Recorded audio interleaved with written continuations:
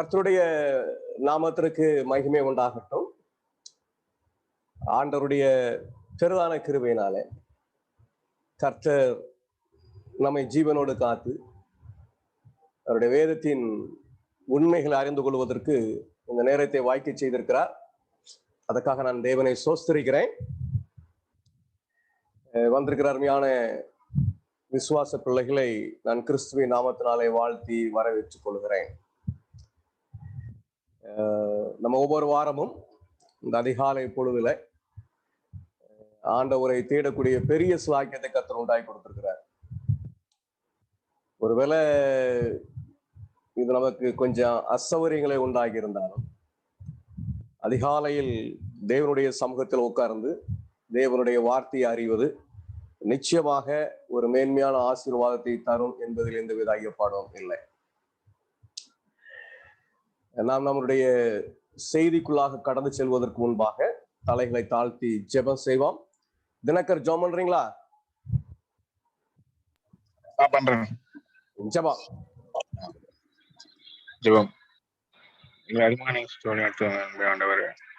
இந்த காலை பொழுதுல இந்த நாளில் எங்களை கணக்கு சோசனம் ஆண்டவரே பிறகு இந்த ஜூம் வாயிலாக நாங்கள் உங்க தானிக்கு இருக்கிறாண்டவரே இவ்வளவு பேச தாசனை மாத்தினி பேச விஷயங்க வந்திருக்க பிள்ளைங்களை ஆசிரியங்க சொல்லக்கூடிய ஒரு காரியம் உங்க வாழ்க்கையில நாங்க பேசிட்டு அப்படி நாங்கள் நடக்கக்கூடிய விஷயங்க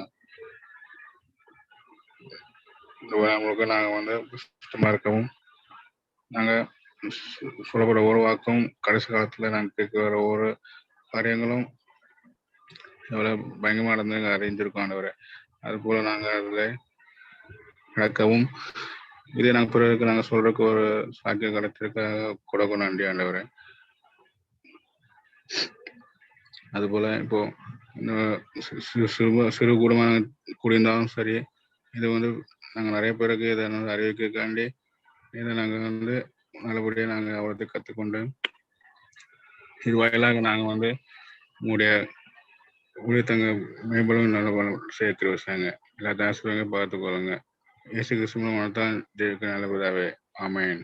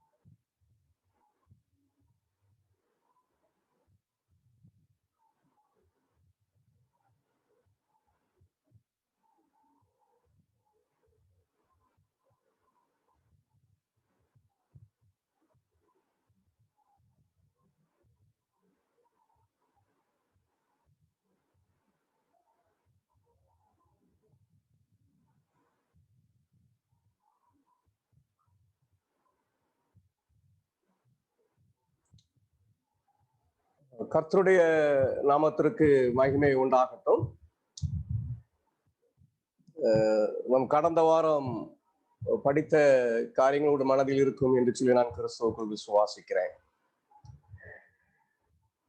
கடந்த வாரத்துல இந்த நுட்ப நியாய விசாரணை அடிப்படையில 1844 ஆண்டுக்கு பிற்பாடு பரிசுத்தலம் சுத்திகரிக்கப்பட வேண்டும் என்கிற ஒரு நிலைப்பாடை அறிந்து கொண்டோம். பரலோகத்தில் ஒரு பரிசுத்த ஸ்தலம் இருக்கிறது, அந்த பரிசுத்த ஸ்தலம் சுத்திகரிக்கப்பட வேண்டும் என்பதை நாம் அறிந்து கொண்டோம். இன்னைக்கு நம்ம அதன் அடிப்படையில அது ஏன் சுத்திகரிக்கப்பட வேண்டும், அங்க இருக்கிற தீட்டு என்ன, அது எப்படி நீக்கப்படுகிறது, எந்த அடிப்படையில் நீக்கப்படுகிறது என்கிற காரியங்களை இன்றைக்கு நம்ம படிக்க போகிறோம். நம்ம எடுத்துக்கொண்ட தலைப்பு பரலோகத்தில் குறிப்பேடுகள். பரலோகத்தில் ரெக்கார்டிங் புக்ஸ் இருக்கு அப்படின்னு சொன்னா மற்ற மார்க்கத்தார், விழுந்து போன பாபிலோனியர்கள், புராட்டஸ்டன்ட் மார்க்கத்தார் சிரிப்பாங்க. ஆண்டவருக்கு என்ன இதெல்லாம் தெரியாதா, அங்க ரெக்கார்டா அப்படின்னு சொல்லி அவர்கள் ஏளனம் செய்வார்கள். ஆனால் வேதத்தில் புதைந்து கிடக்கிற உண்மையை நம்ம என்ன செய்ய முடியாது என்று சொன்னால் மறுத்து விட முடியாது.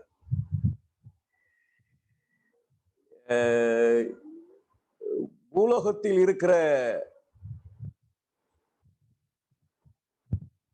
இந்த ஆசரிப்பு கூடாரம் சுத்திகரிக்கப்படுவதற்கு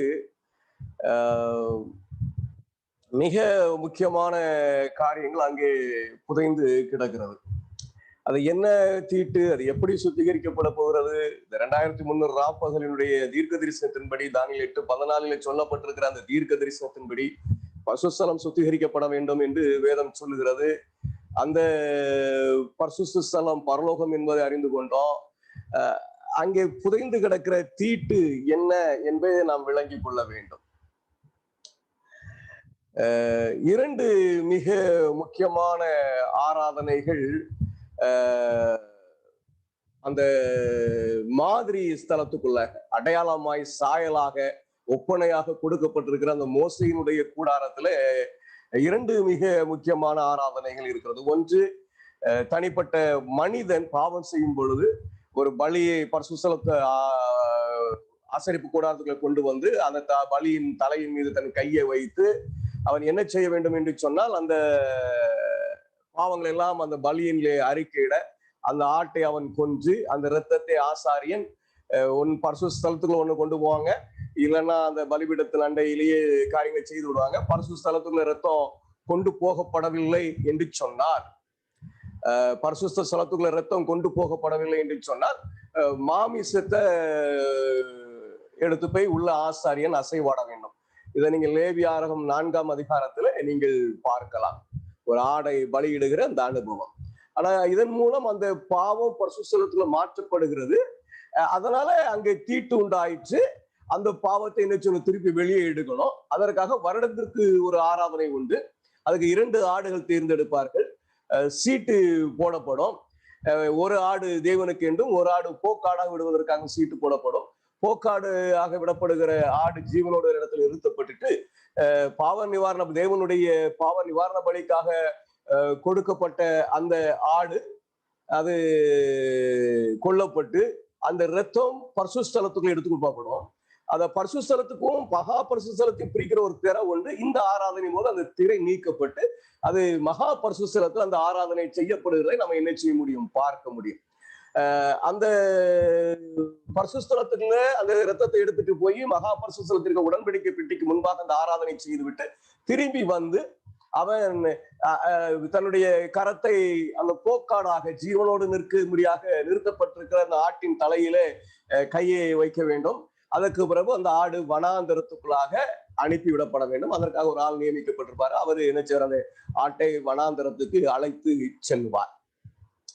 இப்படி அந்த ஆராதனை செய்யப்படும் பொழுது பரிசுத்த ஸ்தலத்தின் தீட்டுக்குள்ள பாத்தீங்கன்னா இஸ்ரவேலுடைய பாவங்களுடைய தீட்டுக்குள்ள அந்த தீட்டு என்ன செய்யப்படுகிறது என்று சொன்னால் அந்த ஆட்டின் மேல சுமத்தப்பட்டு அந்த ஆடு வனாந்தரத்துக்கு அனுப்பப்படுகிறதன் மூலமாக நம்ம என்ன அறிய முடிகிறது என்று சொன்னால் பரிசுத்த ஸ்தலம் என்ன செய்யப்படுகிறது, சுத்திகரிக்கப்படுகிறது. நம்ம தானியேல் 7ஆம் அதிகாரம் 9வது 10வது வசனத்தை வாசிக்கும் பொழுது அங்க நியாய சங்கம் உட்கார்ந்தது, புஸ்தகங்கள் திறக்கப்பட்டன என்று அறிந்தோம். நம்ம அந்த தானியேலுக்கு சொல்லப்பட்டிருக்கிற ஒவ்வொரு தீர்க்க தரிசனத்தை அடிப்படையில் பார்க்கும் பொழுது இந்த 2300 ராப்பகளுக்கும் நியாய சங்கத்திற்கும் தொடர்பு இருக்கும் என்கிற முடிவை நம்ம ஏற்கனவே அறிந்திருக்கிறோம். இவர் தொடர்பு இருக்கிறதா என்று பார்க்கப்பட வேண்டும். 1844ஆம் ஆண்டுக்கு பிற்பாடு பரிசுத்தலம் சுத்திகரிக்கப்படும் என்று சொல்லுகிற அந்த தானியேல் 8:14 தீர்க்க தரிசனத்திற்கும் பரலோகத்தில் ஒரு நியாய சங்கம் இருக்கிறது, அந்த நியாய சங்கத்திற்கும் தொடர்பு இருக்கிறதா என்பதை நம்ம பார்க்க வேண்டும். இந்த வசனம் ஒரு காரியத்தை தெளிவாய் சொல்லுகிறது. நான் பார்த்து கொண்டிருக்கையில் சிங்காசனங்கள் வைக்கப்பட்டது, நீண்ட ஆயுசுள்ள ஒரு வீட்டிருந்தார், நியாய சங்கம் உட்கார்ந்தது, புஸ்தகங்கள் திறக்கப்பட்டது. நம்ம இப்போ இந்த புஸ்தகங்கள் திறக்கப்பட்டது என்கிற அந்த பதத்தை, அந்த ஃப்ரேஸை நம்ம எடுத்து நம்ம என்ன செய்ய போறோம் என்று சொன்னால் பரலோக நியாய சங்கத்துல என்ன நடக்கிறது என்பதை அறிந்து கொள்வதற்கு பிரயாசப்பட போகிறோம். பரலோகத்திலே புஸ்தகங்கள் இருக்கிறதா அப்படின்னு கேட்டா ஏன் இருக்கிறது என்பதை வெளிப்படுத்தல் 20ஆம் அதிகாரம் 11வது 12வது வாக்கியங்கள் சொல்லுகிறது. பின்பு நான் பெரிய வெள்ளை சிங்காசனத்தையும் அதன் மேல் வீற்றிருக்கிறவரையும் கண்டேன். அவருடைய சமூகத்திலிருந்து பூமியும் வானமும் அகன்று போயின, அவைகளுக்கு இடம் காணப்படவில்லை. மரித்தோராகிய சிறியோரையும் பெரியோரையும் தேவனுக்கு முன்பாக நிற்க கண்டேன். அப்பொழுது புஸ்தகங்கள் திறக்கப்பட்டன. ஜீவ புஸ்தகம் என்னும் வேறு ஒரு புஸ்தகம் திறக்கப்பட்டது. அப்பொழுது அந்த புஸ்தகங்களில் எழுதப்பட்டவைகளின்படியே மரித்தோர் தங்கள் தங்கள் கிரியைகளுக்கு தக்கதாக நியாய தீர்ப்பு அடைந்தார்கள். இங்கே தேவன் எதன் அடிப்படையிலே நியாய தீர்ப்பு செய்கிறார் என்பதை வசனம் மிக தெளிவாக சொல்லுகிறது. மிக மிக தெளிவாக சொல்லுகிறது. புஸ்தகத்தில் எழுதப்பட்டிருக்கிறபடியே நியாயம் தீர்க்கப்படுகிறோம். தேவனுடைய நியாய சங்கத்திற்கு முன்பாக புஸ்தகங்கள் இருக்கிறது. வேறொரு புஸ்தகம் ஜீவ புஸ்தகம் இருக்கிறது. மொத்தம் எத்தனை புஸ்தகம் இருக்கிறது என்பதை நாம் அறிந்து கொள்ள வேண்டும். இங்க வெளிப்படையா சொல்லப்பட்டிருக்கிறது ஜீவ புஸ்தகம் ஒண்ணு இருக்கு, இன்னும் புஸ்தகங்களும் அங்கே திறக்கப்பட்டது என்று சொல்லி வேதம் சொல்கிறது. இங்க தானியேல் 7ஆம் அதிகாரம் 25வது வசனத்தை வாசிக்கும் பொழுது அங்கே சின்ன கொம்பினுடைய ஆட்சி காலத்தை குறித்து சொல்லும் பொழுது காலமும் காலங்களும் என்று அங்கு சொல்லப்பட்டிருக்கும். காலமும் காலங்களும் அரை காலமும். இது மூல பாஷையினுடைய அந்த வேதாகமத்தினுடைய நடைமுறையினுடைய விளக்கத்தின்படி காலம் காலங்கள் என்று வரும்பொழுது காலம் ஒன்று என்று சொன்னால் காலங்களை 2 என்கிற அடிப்படையிலே அவர்கள் வியாக்கியானம் செய்வதை நம்ம பார்க்க முடிகிறது. அப்போ காலம் என்பது 1 வருஷம் என்று சொன்னால் காலங்கள் என்பது 2 வருஷம். அப்போ தேவனுடைய சமூகத்தில் காணப்படுகிற அந்த புஸ்தகங்கள் என்பது என்ன என்பதை அறிந்து கொள்ளும்போது தொடர்ந்து வரும்போது வேறொரு புஸ்தகம் ஜீவ புஸ்தகம் திறக்கப்பட்டது என்று சொல்லி ஒரு புஸ்தகத்தை சொல்லப்படுகிறது. அப்போ புஸ்தகங்களும் திறக்கப்பட்டது என்பது அந்த 2 புஸ்தகங்களை குறிக்கிறது என்பது வெளிப்படுகிறது. நல்லா புரிஞ்சுக்கணும். சிலர் 4 புக் இருக்கு 5 புக் இருக்குவாங்க. அப்படி அல்ல. பரலோகத்திலே எத்தனை புஸ்தகங்கள் இருக்கிறது என்பதை தீர்க்க தரிசனத்தின் அடிப்படையில் விளைந்து கொள்வதற்கு நம்ம பிரயாசப்படும் போது புஸ்தகங்கள் என்பது 2 புஸ்தகமும் ஜீவ புஸ்தகம் என்கிற வேறொரு புஸ்தகம் ஒரு புஸ்தகமாக மொத்தம் 3 புஸ்தகங்கள் மட்டுமே பரலோகத்தில் இருக்கிறது என்பதை நாம் அறிந்து கொள்ள முடிகிறது. முதல்ல ஒரு கேள்வி நம்ம கிளியர் பண்ணிடுறோம். நம்ம ஏற்கனவே தெய்வத்துவத்தை குறித்து அறியும் பொழுது தேவன் எப்படி செயல்படுகிறார் என்கிறத ரொம்ப தெளிவா நம்ம படிச்சிருக்கிறோம். ஆனாலும் ஒரு வசனத்தின் மூலமாக இந்த குறிப்பேடுகள் எல்லாம் ஏன் எழுதப்படுகிறது? 3 புஸ்தகங்கள் மனிதனுடைய கிரியைகளை எழுதுவதற்காக அது எழுதப்பட்டு தேவனுடைய நியாய சங்கத்திற்கு முன்பாக திறக்கப்படுகிறது என்று சொன்னால் தேவனுக்கு இதெல்லாம் தெரியாதா அப்படின்னு கேட்டா நம்மளுடைய தேவனுடைய செயல்பாடு முற்றிலும் வேறுபட்டது என்பதை நாம வேதாகமத்தை குறித்து தீர்க்கமாக ஆராய்ந்தறிந்திருக்கிறோம். இயேசுவினுடைய ரட்சிப்பு என்கிற அந்த தலைப்பின் கீழே ஆண்டவர் எப்படி செயல்படுகிறார், எப்படி பார்க்கிறார், அவருடைய தனித்திறமை என்ன, அந்த திறமையை அவர் எப்படி உபயோகப்படுத்துறார் என்கிற எல்லாவற்றையும் நாம தெளிவாக அறிந்திருக்கிறோம். இந்த சோதோம் கொமோரா பட்டணத்தை குறித்து நமக்கு தெரியும். அந்த பட்டணம் அழிவுக்கு ஏதுவாக தன்னை ஒப்பு கொடுத்து விட்டது என்று சொல்கிற தகவல் தேவனுடைய சமூகத்துக்கு போகிறது. யார் கொண்டு போய் சொல்லியிருப்பாங்க? தூதர்கள் போய் சொல்லியிருப்பாங்க. இவங்க ரொம்ப மோசமாகிட்டு இருக்கிறாங்க, அங்க போய் இங்கு ஒண்ணுமே இல்லை, எங்களால முடியல, ஒரு மனிதன் கூட நன்மை செய்யறதுக்கு ஏதுவாக இல்லை என்கிற தகவல் பரலோகத்துக்கு சொல்லப்பட்டிருக்கிறது. பரலோகம் என்ன செய்யுதுன்னு பாருங்க. ஆதியாகமம் 18ஆம் அதிகாரம் 20வது வசனம் 21வது வசனம். பின்பு கர்த்தர் சோதம் கொமோராவின் கூக்குரல் பெரிதாய் இருப்பதினாலும் அவைகளின் பாவம் மிகவும் கொடிதாய் இருப்பதினாலும் நான் இறங்கி போய் என்னிடத்தில் வந்து எட்டின அதன் கூக்குரலின்படியே அவர்கள் செய்திருக்கிறார்களோ இல்லையோ என்று பார்த்து அறிவேன். அவர் வந்து இறங்கி வந்து பார்ப்பேன் அப்படின்னாரு. நீங்க சரித்திரத்தை பார்த்தீங்கன்னு சொன்னா அவர் இறங்கி வந்து பார்த்து முடிவு செய்து அந்த பட்டணத்தை அழிக்கிறத நீங்க என்ன செய்யலாம், பார்க்கலாம் வேதாகமத்துல. இப்போ ஆண்டவர் அவருக்கு தெரியாதா அவர் இறங்கி வந்து பார்க்கணுமா அப்படின்னு நம்ம அந்த கேள்வியை எழுப்ப முடியாது. தேவன் எப்படி செய்கிறாருன்னு சொன்னா யதார்த்தமாய் செயல்படுகிற கர்த்தர். தூதர்கள் போய் சொல்லியிருப்பாங்களா? இல்ல, உண்மைதான் சொல்லியிருப்பாங்க. ஆனாலும் ஒரு வெரிஃபிகேஷன் அவர் செய்யறதை நம்ம என்ன செய்ய முடிகிறது, பார்க்க முடிகிறது. அப்போ தேவன் எல்லாவற்றையும் பரலோகத்துல ரெக்கார்ட் பண்ணி வச்சிருக்கிறார்னா அவருக்கு தெரியாது என்பதனாலே அல்ல. வேதம் சொல்லுகிறது, மீட்கப்படுகிறவர்கள் போய் அவரோடு கூட சிங்காசனத்துல நியாய சங்கத்தில் உட்கார்ந்து தூதர்களையும் விழுந்து போன துன்மார்க்க தூதர்களையும் நியாயம் தீர்ப்பார்கள் என்று சொல்லி, நீங்களும் நானும் சிருஷ்டிகள் அறிந்து கொள்ள வேண்டும் என்பதற்காக தேவன் அவர்கள் எழுதி வைத்திருக்கிறார். அவர் யதார்த்தமாய் செயல்கிறார். அவருக்கு எல்லாம் தெரியும் என்று சொன்னால் அவர் சிருஷ்டி போல அவர் தன்னுடைய நிலைகளை எல்லாம் மாற்றி அமைத்துக் கொண்டு செயல்படுகிற ஒரு கர்த்தர். அது மாத்திரமல்ல, 99 உலகங்களை அவர் உண்டாக்கி இருக்கிறார். அவ்வளவு பேருக்கும் அவர் செய்கிற அந்த நியாய தீர்ப்பு நீதியானது என்று அறியப்பட வேண்டும். பரலோகத்தினுடைய தூதர்கள் இவருடைய நியாய தீர்ப்பு நீதியானது என்பதை அறிய வேண்டும். ஆண்டவர் நம்மை சிருஷ்டித்த கர்த்தர் யதார்த்தமாக செயல்படுகிற ஒரு கர்த்தர் என்பது தெளிவாக நமக்கு வெளிப்படுகிறது. நீங்களும் நானும் அவர் செய்கிற சகல கிரியைகளையும் பார்க்க வேண்டும் என்று விரும்புகிற கர்த்தர். அப்போ இதெல்லாம் எழுதி வச்சிருக்கிறார் அப்படின்னு சொன்னா, அவரால் சிருஷ்டிக்கப்பட்டவர்கள் அவருடைய செயல்பாடை, அவருடைய திட்டத்தை சரியாய் அறிந்து இருக்க வேண்டும் என்பதற்காக இவைகளெல்லாம் குறிச்சு வச்சிருக்கிறார். அதன்படிதான் நியாய தீர்ப்பும் செய்ய போகிறார். ஆண்டவருடைய இந்த இந்த சூழ்நிலையை நம்ம என்ன செஞ்சிடக்கூடாது அப்படின்னு சொன்னா, தவறுதலாக புரிந்து கொள்ள கூடாது. சரி, அப்போ அங்க இருக்கிற புஸ்தகங்கள்ல என்ன இருக்கிறது, என்ன புஸ்தகம் இருக்கிறது என்பதை நம்ம விளங்கி கொள்ள வேண்டும். செவன்த் டே அட்வான்டேஜ் அப்படின்னு சொன்னா இதெல்லாம் தெரியும். ஆனா அதை கொஞ்சம் தீர்க்கமாய் பார்க்கும் பொழுது ஆச்சரியமான உண்மைகள் அதுக்குள்ள புகுந்து கிடக்கிறத நம்ம என்ன செய்ய முடியும் என்று சொன்னால் பார்க்க முடியும். சரி, ஜீவ புஸ்தகம் இதுல என்ன எழுதி இருக்கு? ஒருவேளை நான் இப்போ ஓப்பன் ஸ்டடியில இருந்தேன் அப்படின்னு சொன்னா கண்டிப்பா எல்லாரும் அதற்கு பதில் சொல்லுவோம். கிரேட் கான்ட்ரவர்சி பக்கம் 480 ஜீவ புஸ்தகத்தில் தேவனுடைய சேவையில் பிரவேசித்த அனைவரின் பெயர்களும் உள்ளன. சரிங்களா?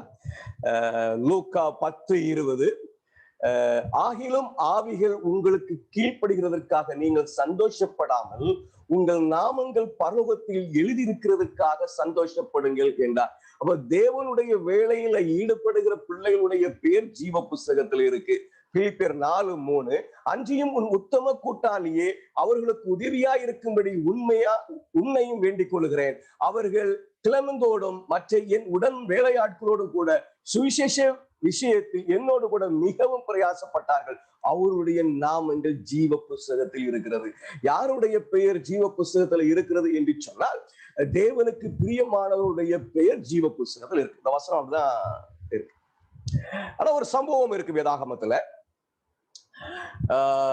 இஸ்ரவேலர்கள் சீனாய் மலையின் அடிவாரத்தில் இருக்கும் பொழுது மோசே தேவனை சந்தித்து பிரமாணங்களை பெறுவதற்காக சென்றிருக்கும் பொழுது அவர்கள் தங்களுக்கு என்று ஒரு தேவனை உண்டாக்கி ஒரு தேவ துரோகத்தை செய்திருப்பதை நம்ம பார்க்க முடியும்.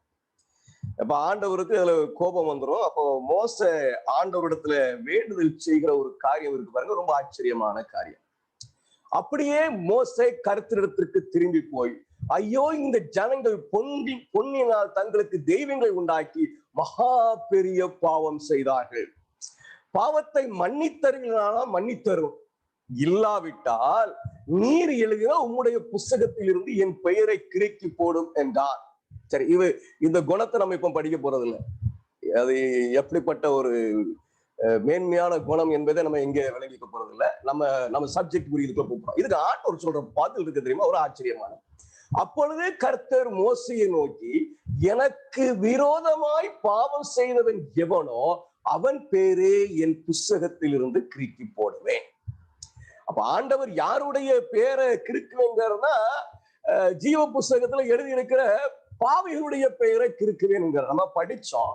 யாருடைய பெயர் ஜீவ புஸ்தகத்தில் எழுதப்படும் என்று சொன்னால், தேவனுடைய சேவையில் ஈடுபட்டவர்கள், தேவனுடைய வார்த்தையின்படி நடப்பதற்கான கிரியைகளில் ஈடுபடுவருடைய பெயர்கள் அங்கு ஜீவ புஸ்தகத்துல எழுதப்படுகிறது. நீங்க மோசையினுடைய அந்த சரித்திரத்துல படிக்கும் பொழுது ஆண்டவர் என்ன ஒரு உண்மையை வெளிப்படுதுன்னா, பாவிகளுடைய பேர்களைத்தான் நான் கிறுக்கி போடுவேன், உன் பேரெல்லாம் நான் கிறுக்கி போட மாட்டேன் என்கிற உண்மையை அவர் வெளிப்படுத்துகிறதை நம்ம பார்க்க முடியும். கிரேட் கான்ட்ரோவர்சி 483வது பக்கத்தை நம்ம வாசிக்கும் பொழுது, மனம் திரும்பப்படாமலும் மன்னிக்கப்படாமலும் பாவங்கள் குறிப்பின் புஸ்தகமே தொடர்ந்து இருக்கும் பொழுது அவருடைய பெயர்கள் ஜீவ புஸ்தகத்தில் இருந்து நீக்கப்படும். என்ன ஒரு உண்மை விளங்குகிறது என்று சொன்னா, ஜீவ புஸ்தகத்துல தேவனுக்கு பிரியமானவருடைய பெயரும் இருக்கிறது, ஜீவ புஸ்தகத்துல தேவனுக்கு எதிராக இருக்கிறவருடைய பெயரும் இருக்கிறது என்கிற ஒரு உண்மை அங்கே வெளிப்படுகிறது. நம்ம என்ன செய்ய முடிகிறது, பார்க்க முடிகிறது. வெளிப்படுத்தல் 22:19 நாம் வாசிக்கும் பொழுது, வெளிப்படுத்தல் 22:19 நாம் வாசிக்கும் பொழுது, ஒருவன் இந்த தீர்க்க தரிசன புஸ்தகத்தின் வசனங்களில் இருந்து எதையாகிலும் எடுத்து போட்டார், ஜீவ புஸ்தகத்தில் இருந்தும் பரிசுத்த நகரத்தில் இருந்தும் புஸ்தகத்தில் எழுதப்பட்டவில் இருந்தும் அவருடைய பங்கை தேவன் எடுத்து போடார். வெளிப்படையா இருக்கு. பழைய ஏற்பாட்டிலையும் நம்ம பார்த்தோம், ஆண்டவர் பாவியுடைய பேரை நான் கிறுக்கி போடுவேன், எல்லாருடைய பேரை நான் கிறுக்க மாட்டேன், பாவியுடைய பேரை கிறுக்குவேன் யாரும் சொல்றாங்க. வெளிப்படையா சொல்றாங்க, ஜீவ புஸ்தகத்திலிருந்து பாவியுடைய பேர் கிறுக்கப்படும். இங்கேயும் ஆண்டவர் தேவனுக்கு விரோதமானவருடைய பெயர்கள் ஜீவ புஸ்தகத்தில் இருக்கிறது, அது கிறுக்கப்படும் என்று சொல்லுகிறதை நம்ம பார்க்கப்படுகிறது. வெளிப்படுத்த 22:27 நீங்கள் வாசிக்கும் பொழுது, தீட்டு உள்ளதும் அருவருப்பையும் பொய்யையும் நடப்பிக்கிறதும் ஆகிய ஒன்றும் அதில் பிரவேசிப்பதில்லை, ஆட்டுக்குட்டியானவரின் ஜீவ புஸ்தகத்தில் எழுதப்பட்டவர்கள் மாத்திரமே அதிலே பிரவேசிப்பார்கள். அப்போ நம்ம ரொம்ப தெளிவா புரிஞ்சு கொள்ளலாம், ஜீவ புஸ்தகத்தில் எழுதியிருக்கிறவர்கள் அதுக்குள்ளே பிரவேசிப்பார்கள். தானியேல் 12:1 வாசிக்கும் பொழுது அந்த இக்கட்டு காலத்தை குறித்து சொல்லும் பொழுது, புஸ்தகத்தில் எழுதியிருக்கிறவர்களாய் காணப்படுகிற உன் ஜனங்கள் அனைவரும் விடுவிக்கப்படுவார்கள். ஒரு சின்ன நெருடல் இதில் இருக்கிறத நீங்க பார்க்க முடியும். எத்தனை பேர் அதை கவனமா அங்க எடுத்துக்கொண்டீங்கன்னு எனக்கு தெரியல. ஜீவ புஸ்தகத்துல யார் பேரெல்லாம் எழுதப்பட்டு இருக்கிறதோ அவங்களெல்லாம் விடுவிப்பேங்கிறாரு, அவங்க எல்லாம் நகரத்துக்கு போவேன் அப்படின்னு சொல்றாரு. ஆனா ஜீவ புஸ்தகத்துல இருந்து பேரை கிறுக்கி போடுவேன்னு சொல்றாரு. அந்த அந்த நெருடல் புரியுதுங்களா? எழுதப்பட்டவன் எல்லாரும் பரலோகத்துக்குள்ள போவான், எழுதப்பட்டவன் எல்லாம் விடுவிக்கப்படுவான். ஆனா அங்க ஒரு கிறுக்கி போடுகிற அனுபவம் இருக்கிறது. இது என்ன நம்ம விளங்கிக் கொள்ள வேண்டியது அவசியமானது. சரிங்களா? அதான் நீங்க மனதில் வைத்து கொள்ளுங்கள், நம்ம அதை நிச்சயமாய் விளங்கி கொள்ளுவோம். சரி, யோவான் 1:29, ஏன் ஜீவ புஸ்தகத்துல பாவிகளுடைய பெயரும் இருக்கிறது, பரிசுத்தவான்களுடைய பெயரும் இருக்கிறது.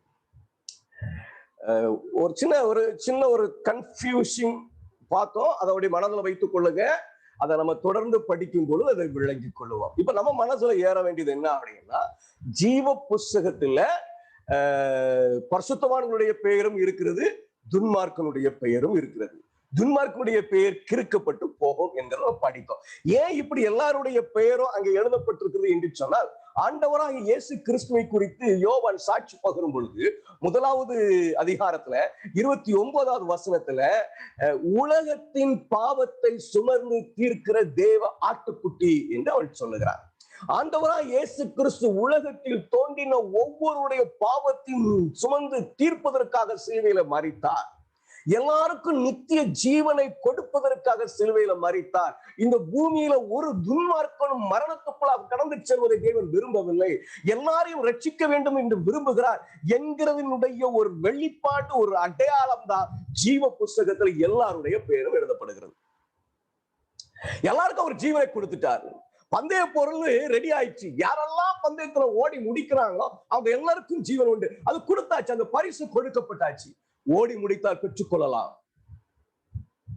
அப்ப ஜீவ புஸ்தகத்துல ஏன் எல்லாருடைய பேர் எழுதப்பட்டிருக்கு அப்படின்னு சொன்னா, சிலர் சொல்லுவாங்க இந்த பேர் எழுதப்படல, அந்த பேர் எழுதப்படல அப்படின்னு சொல்லி. ஆனா எல்லாருடைய பேர் அங்க பதியப்பட்டிருக்கிறது. பரிசுத்தருடைய பேரும் அங்க இருக்கிறது, துன்மார்க்கனுடைய பேரும் அங்க இருக்குது. ஏன் சொன்னா, அவர் எல்லாருக்காகவும் ஜீவனை கொடுத்து இருக்கிறார். எல்லாருக்கும் அந்த பரிசு பொருளை கொடுத்து விட்டார், அந்த ஜீவ கிரீடத்தை கொடுத்து விட்டார். இதை ஓடி முடிக்கிறவன் பந்தய ஓட்டத்துல ஓடி எல்கிய கடக்கிற எல்லாருக்கும் உண்டு. சரிங்களா? அது கடக்காத பட்சத்தில் அவருடைய பெயரை ஆண்டவர் கிறுக்கி போடுவார். இறுதியில ஜீவ புஸ்தகத்துல பரிசுத்தவான்களுடைய பெயர்கள் மாத்திரமே இருக்கும். அது சொல்லப்படுது பாருங்க, வெளிப்படுத்தல் 20:15 ஜீவ புஸ்தகத்தில் எழுதப்பட்டவனாக காணப்படாதவன் எவனோ அவன் அக்னி கடலிலே தள்ளப்படுவான். அந்த அந்த நியாய தீர்ப்பினுடைய முடிவில் அந்த புஸ்தகம் ஒரு தன்மையை அடைகிறது. அப்ப அந்த புஸ்தகத்துல யார் பேரெல்லாம் இல்லையோ அவங்க எல்லாம் என்ன செய்வாங்க, அக்னி கடலிலே போடப்படுவார்கள். இன்னொரு வசனத்தை நான் வாசிக்கிறேன். அந்த வசனத்தை வாசித்த உடனே ஜீவ புஸ்தகத்துல பேர் எழுதப்படாதவங்க அக்னி கடல்ல போடப்படுவார். வெளிப்படுத்தல் 13:8 நான் வாசிக்கிறேன். உலக தோற்றம் முதல் அடிக்கப்பட்ட ஆட்டுக்குட்டியினுடைய ஜீவ புஸ்தகத்துல பேர் எழுதப்பட்டிராத பூமியின் குடிகள் யாவரும் அழுதவை வணங்குவார்கள். வசனத்தை வாசித்த உடனே பேரே எழுதப்படாமல் இருக்கிற ஒரு கூட்டம் இருக்கு, அவங்கதான் அதை வணங்குவாங்க. அப்படி அல்ல, இது அப்படி விளங்கிக் கொள்கிறது அல்ல. ஏனென்று சொன்னால் ஜீவ புஸ்தகத்திலே பேர் எழுதப்பட்ட அநேகர் தேவனை மறுதளித்து, ஏன் இந்த செவன்த் விசுவாச நம்ம படிச்சிருக்கோம் இல்லையா, அவங்க விசுவாச பிள்ளைகள் கூட, 7ஆம் நாள் அட்வென்டிஸ்ட் சபையுடைய விசுவாச பிள்ளைகள் கூட மிருகத்தின் முத்திரைக்கு பின்பாக செல்வார்கள் என்று படித்திருக்கிறோம். அப்ப அவங்க இப்போ தேவனுடைய வேலையில இருக்கிறாங்க. பேர் புஸ்தகத்துல இருக்குமான்னு சொன்னா கண்டிப்பா ஜீவ புஸ்தகத்துல இருக்கும். ஆனா தேவனுடைய பிள்ளைகள் நியாய தீர்ப்பினுடைய முடிவிலே ஜீவ புஸ்தகம் எப்படி இருக்க போகிறது என்று சொன்னா அதுல எந்த துன்மார்க்குடைய பேரும் இருக்க போறதில்லை. அது எப்படி என்பதை நம்ம பிற்பாடு படித்து முடிக்க போகிறோம். அங்க பரிசுத்தவான் பெயர்கள் மாத்திரமே தக்கப்படும். அதன் அடிப்படையில் அதனுடைய நோக்கத்துல ஜீவ புஸ்தகத்தை பார்க்கும் பொழுது பேர் எழுதப்படாதவர்கள் கிறுக்கப்படுகிற எல்லாரும் மிருகத்தின் முன்பாக விழுந்து கிடப்பார்கள். சரிங்களா? இப்போ நம்ம ஒரு காரியத்துல மனதில் வைத்துக் கொள்வோம். ஜீவ புஸ்தகத்துல மனிதர்களுடைய பெயர்கள் இருக்கிறது, பரிசுத்தவான்களுடைய பெயர்களும் இருக்கிறது, துன்மார்க்கருடைய பெயர்களும் இருக்கிறது. ஏதோ ஒரு நிலையில, அது நியாயத்திற்குடைய முடிவுல ஜீவ புஸ்தகம் என்ன நிலை அடைகிறது என்று சொன்னால் பரிசுத்தவான்களுடைய பெயர்களை மாத்திரம் உடையதாக மாறுகிறது. அதன் அடிப்படையில் ஜீவ புஸ்தகத்தை பார்க்க போது பேர் அந்த கிறுக்கப்படுகிற ஒரு பெயர் எல்லாவற்றையும் தேவன் பேர் எழுதப்படாதவர்கள் போல பார்க்கிறார். அதனாலதான் வேதம் என்ன சொல்லுச்சுன்னா, பேர் எழுதப்படாத எல்லாரும் அதன் முன்பாக விழுவார்கள். இன்னும் கொஞ்சம் விளக்கமா நம்ம தெரிஞ்சுக்கணும் சொன்னா, மிருகத்தின் முத்திரையை வணங்குகிற எல்லாருடைய பெயர்களும் எழுதப்படாதவர்கள் பார்க்கப்பட்டு கிறுக்கப்படும் என்பதை நாம் விளங்கி கொள்ள வேண்டும். சரி, வேற என்ன இருக்கு? பெயர் இருக்கிறது, எல்லாருடைய பெயரும் இருக்கிறது, எல்லாருடைய பெயரும் இருக்கிறது என்பதை இன்னும் நம்ம உறுதிப்படுத்துவோம். சரிங்களா? பின்பாக படிக்கும் பொழுது வேற என்ன இருக்கிறது? பிரசங்கி 12:14 வாசிக்கும் பொழுது ஒவ்வொரு கிரியையையும் அந்தரங்கமான ஒவ்வொரு காரியத்தையும் நன்மையானாலும் தீமையானாலும் தேவன் நியாயத்திலே கொண்டு வர்றார். ஆண்டவர் நியாய சங்கத்திற்கு முன்பாக ஒவ்வொரு மனிதனுடைய நன்மையான கிரியையும் தீமையான கிரியையும் கொண்டு வருகிறார் என்று சொன்னார். பரலோகத்துல மனிதனுடைய நன்மையான கிரியும் எழுதப்படுகிறது, துன்மார்க்கமான கிரியையும் எழுதப்படுகிறது என்பது வெளிப்படுகிறது. நம்ம ஏற்கனவே வாசித்தோம் வெளிப்படுத்தல் 20:12 புஸ்தகங்கள் எழுதப்பட்டவர்களின்படியே மரித்தோர் தங்கள் கிரியைகளுக்கு தக்கதாக நியாயத்திற்படிந்தார்கள். மனிதனுடைய கிரியைகள் அப்போ அங்கு எழுதப்பட்டிருக்கிறது. நன்மையான கிரியையும் எழுதப்படுகிறது, தீமையான கிரியையும் எழுதப்படுகிறது. வேதாகமத்துல ஒரு புஸ்தகத்தை குறித்து சொல்லப்படுகிறது, ஞாபக புஸ்தகம் என்று சொல்லி. நீங்க மல்கியா 3ஆம் அதிகாரம் 16வது வசனத்தை வாசிக்கும் பொழுது, அப்பொழுது கர்த்தர் பயந்தவர்கள் ஒருவரோடு, அப்பொழுது கர்த்தருக்கு பயந்தவர்கள் ஒருவரோடு ஒருவர் பேசிக் கொள்வார்கள், கர்த்தர் கவனித்து கேட்பார், கர்த்தருக்கு பயந்தவர்களுக்காகவும் அவருடைய நாமத்தை தியானிக்கிறவர்களுக்காகவும் ஞாபக புஸ்தகம் என்று ஒன்று அவருக்கு முன்பாக எழுதப்பட்டு இருக்கிறது. தேவனை குறித்து பேசுகிற செயல்களையும் சிந்திக்கிற காரியங்களையும் எழுதுகிறதுக்கு ஒரு புஸ்தகம் இருக்காது, ஞாபக புஸ்தகமா. அப்ப நன்மையான கிரியைகள் எல்லாம் எங்கே எழுதப்படுகிறது என்று சொன்னால் ஞாபக புஸ்தகத்தில் குறிக்கப்படுகிறது.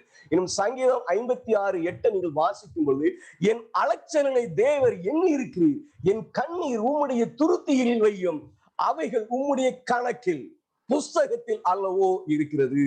மனிதன் தேவனுக்காக செய்கிற எல்லா காரியங்களும், செய்கிற எல்லா நன்மையான காரியங்களும் எங்கே எழுதப்படுகிறது என்று சொன்னால் பரலோகத்திலே ஞாபக புஸ்தகம் வந்து இருக்கிறது, அதிலே குறிக்கப்படுகிறது. கிரேட் கான்ட்ரோவர்சி, பக்கம் 481. தேவனுடைய ஞாபக புஸ்தகத்திலே ஒவ்வொரு நீதியின் கிரியை என்றும் நிலைக்க செய்யப்பட்டுள்ளது. எல்லா நீதியான கிரியை என்று சொல்லும்போது ஒவ்வொரு சிந்தனையும் கூட அதில் என்ன செய்யப்படுகிறது, பதியப்படுகிறது. அங்க தடுக்கப்பட்ட ஒவ்வொரு சோதனையும் அங்க எழுதப்படுறாங்க. எல்லா நீதியான கிரியை அங்க எழுதப்படுகிறது. எப்ப எல்லாம் சோதனையை தடுக்கிறோம், எப்ப எல்லாம் சோதனைக்கு நோ நோ நோ, நான் அடிக்கடி சொல்லுவேன், easy to overcome the temptation when you learn to say no to it. உங்களுடைய பாவங்களை சரியாக நீங்க அறிந்திருந்து அந்த அதை மேற்கொள்ள நீங்கள் தீர்மானித்திருந்தால், உங்களுக்கு முன்பாக சோதனை வைக்கப்படும் போது அதற்கு வேண்டாம் வேண்டாம் சொல்கிற ஒவ்வொரு பொழுதும் அது எழுதப்படுகிறது. என்ன ஒரு தேவன், பரலோகத்துல நான் எப்பெல்லாம் சோதனையை வேண்டாம் வேண்டாம்னு சொல்றேனோ அதெல்லாம் என்ன செய்யறது, அங்கு தடுக்கப்பட்ட ஒவ்வொரு சோதனையும், மேற்கொண்ட ஒவ்வொரு பாவமும் தடுத்து தடுத்து தடுத்து தடுத்து ஒரு லெவல் அதை மேற்கொண்டு இருப்போம் தெரியுமா. இந்த பாவத்தை மகன் மேற்கொண்டுட்டான் அப்படிதான் எழுதுறாரா ஞாபக புஸ்தகத்துல. சரிங்களா? மென்மையான இரக்கத்தோடு தெரிவித்த ஒவ்வொரு வார்த்தையும் இதை படிக்கும் போதெல்லாம் என் இருதயம் அப்படியே நொறுங்கிடும். எனக்கு எல்லாரோடையும் பேசிக்கிட்டே இருப்பேன், நான் பார்த்துக்கிட்டே தான் இருப்பேன். என் வாயில எப்படி என்ன கேட்கணும்னு தெரியாது. அவரு கோவிட்-19 இறந்துட்டாங்களாம் அப்படின்னு சொல்லும் பொழுது அந்த குடும்பம் அங்க இருந்துச்சு சொன்ன எனக்கு அதை கம்ஃபோர்ட் பண்ண தெரியாது. நம்ம எதுவும் தப்பா சொல்லிடுவோமோ, நம்ம வேதத்தின்படி ஏதாவது சொல்லி அது தவறாயிருமோ, மனசை வேதனைப்படுத்துவோம். நான் பேசவே மாட்டேன், அமைதியா தான் இருப்பேன். ஆனா எழுதுறாரு பாருங்க, மென்மையான இரக்கத்தோடு தெரிவித்த ஒவ்வொரு வார்த்தையும் கம்ஃபோர்ட்டிங் word through the scripture, through the experience, எல்லாம் அங்க கிரகமாய் குறிக்கப்படுகிறது.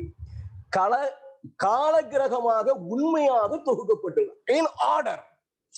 நான் பிறந்ததுல இருந்து நான் என்னென்னலாம் ஆண்டவருக்காக செய்கிறேனோ அதெல்லாம் அப்படியே நான் ஆண்டவரை செய்வதற்காக என்னென்ன திட்டமிடுகிறேனோ அதெல்லாம், என்ன பலவீனங்களா மேற்கொள்வதற்கான பிரயாசத்தை செய்கிறோம் எல்லாம், எதெல்லாம் எல்லாம் இரக்கத்தோடு சொல்லுகிற ஒவ்வொரு வார்த்தையும் அங்கே எழுதப்படுகிறது. மேலும் ஒவ்வொரு தியாக செயலும் கிறிஸ்துவுக்கென்று சகித்துக் கொண்ட ஒவ்வொரு கஷ்டமும் துக்கமும் குறிக்கப்பட்டுள்ளது.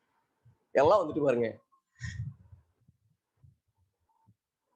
தியாகம் செய்கிற எல்லா செயலும் அல்ல, கிறிஸ்துவுக்காக தியாகம் செய்கிற செயல், கிறிஸ்துவுக்காக கஷ்டப்படுகிற செயல், இதெல்லாம் அங்க என்ன செய்கிறதா, குறிக்கப்படுகிறதா. மனதில் வைத்துக் கொள்ளுங்க, மறந்துடக்கூடாது. நான் ஒரு தடவை பாவத்தை என் முன்னாடி வரும்போது no I want to that அப்படியே தலைக்கு உடனே அங்க எழுதுறாரு. அதை நினைச்சு பார்த்துட்டோம், அது சிந்தையில வாழ்ந்து கொண்டு இருந்தோம் அப்படின்னு சொன்னா நிறைய நோ சொல்லிடணும், அவ்வளோத்தையும் ஆண்டவர் அங்க எழுதிடுவாரு.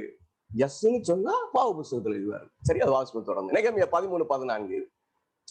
என் தேவனே, நான் என் தேவனுடைய ஆலயத்துக்காகவும் அதன் முறைமைகளுக்காக செய்த நற்கிரிகளை குலைத்து போடாமல் இந்த காரியத்தில் என்னை நினைத்து அருளோம். இந்த வசனம் என்ன ஒரு காரியத்தை வெளிப்படுத்துது அப்படின்னு சொன்னா, நற்கிரியைகள் பரலோகத்துல எழுதப்படுகிறது. இங்க என்ன ஒரு விண்ணப்பத்தை வச்சுக்கிறாரு, ஆண்டவரே அதை நீ கிறுக்கி போட்டுறாதையும்பா, குலைத்து போட்டு விடாதையும், அழித்து விடாதையும். அப்ப என்ன ஒரு உண்மை வெளிப்படுது என்று சொன்னா, எழுதப்பட்டிருக்கிற நற்கிரியைகள் அழிக்கப்படுவதற்குரிய எல்லா வாய்ப்பும் இருக்கிறது. அது அழிக்கப்படும் என்கிறது இந்த வசனத்தின் மூலமாக நமக்கு தெரியுது. நல்லா புரிஞ்சுக்கணும். ஜீவ புஸ்தகத்துல பேர் கிறுக்கப்படும், ஞாபக புஸ்தகம் நன்மைகள் அழிக்கப்படும். யாருடைய நன்மைகள் அழிக்கப்படும், யாருடைய பெயர் கிறுக்கப்படும், இதை நம்ம என்ன செய்ய வேண்டும், அறிந்து கொள்ள வேண்டும். சரி, இன்னொரு புஸ்தகம் அங்க இருக்கு, இந்த பெயர் வேதாகமத்தில் நீங்க பார்க்க முடியாது, பாவ புஸ்தகம் என்று சொல்லி நம்ம பெயர் வைக்கிறோம். ஏன் அதுக்கு ஒரு பேர் வேணும்னு வைக்கிறோம், பாவ புஸ்தகம் என்று சொல்லி?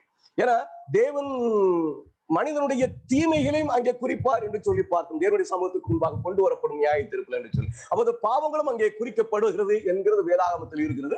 அதனுடைய பெயரை நம்ம வேதாகமத்தில் பார்க்க முடியல. அதில் நம்ம அதுக்கு என்ன பெயர் வைக்கிறோம்னா பாவ புஸ்தகம். ஏசாயா 65:3-6. அந்த ஜனங்கள் என் சந்நிதியிலே நித்தம் எனக்கு கோபம் உண்டாக்கி தோட்டங்களிலே பலியிட்டு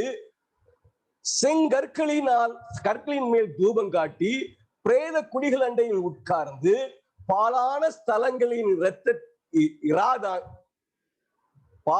பாலான ஸ்தலங்களில் ராதங்கி பண்டிகையை தின்று தங்கள் பாத்திரங்களில் அருவருப்பான கைகளின் ஆணத்தை வைத்திருந்து நீ உம்மட்டில் இரு, என் சமீபத்தில் வராதே, உன்னை பார்க்கிலும் நான் பரிசுத்தன் என்று சொல்லுகிறார்கள். சரிங்களா? துன்மார்க்கமான கிரியைகளை அவங்க செய்கிறாங்க. இவர்கள் என் கோபத்தாலாகிய புகையும் நாள் முழுவதும் எரிகிற அக்னியுமாய் இருப்பார்கள். இதோ அது எனக்கு முன்பாக எழுதியிருக்கிறது. அவருக்கு முன்பாக எழுதப்பட்டிருக்கிறது, மனிதன் தேவனுக்கு எதிராய் செய்கிற காரியங்கள் அவருக்கு முன்பாக எழுதப்படுகிறது. மத்தேயு 12:36-37 நான் வாசிக்கிறேன். மனுஷர் பேசும் வீணான வார்த்தைகள் யாவையும் குறித்து நியாய தீர்ப்பு நாளிலே கணக்கொப்பிக்க வேண்டும் என்று உங்களுக்கு சொல்லுகிறேன். ஏனெனில் உன் வார்த்தைகளினாலே நீதிமான் என்று தீர்க்கப்படுவாய், அல்லது உன் வார்த்தைகளினாலே குற்றவாளி என்று தீர்க்கப்படுவாய் என்றார். அவர் தேவனுடைய சமூகத்துல தீமையான காரியங்கள் எழுதப்படுகிறது என்பது மிக தெளிவாக வேதாகமத்தில் சொல்லப்பட்டு இருக்கிறது.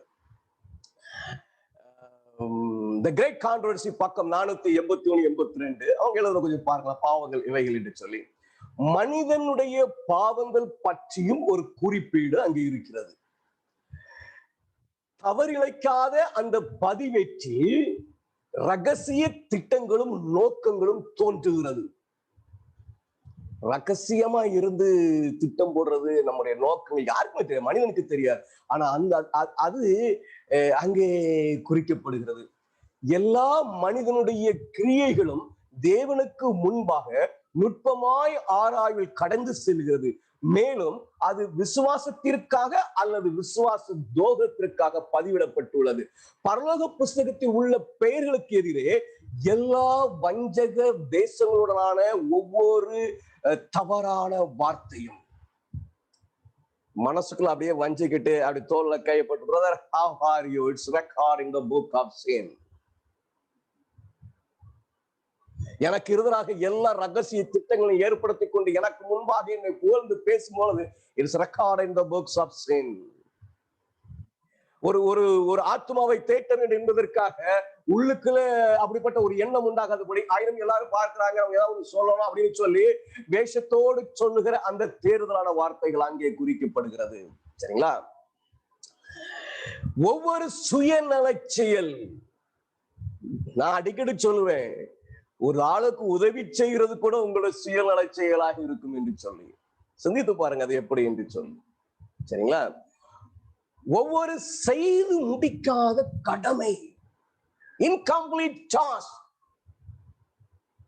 plan your work such a way that you can complete it during the period. அந்த கொடுக்கப்பட்டிருக்கிற அந்த காலத்துக்குள் செய்து முடிக்கும்படியாய் உங்களுடைய வேலைகளை நீங்க என்ன செய்யுங்க, திட்டமிடுங்க. ஏன் அப்படின்னு சொன்னா முடிக்கப்படாத ஒவ்வொரு கடமையும் அங்கே குறிக்கப்படுகிறது. மற்றும் ஒவ்வொரு ரகசிய பாவம் மித மிஞ்சிய துல்லியத்துடன் பதியப்படுகிறது. Most perfectly. ஒன்னும் அங்க விடப்படாது, ஒன்னும் விடப்படாது. சரிங்களா?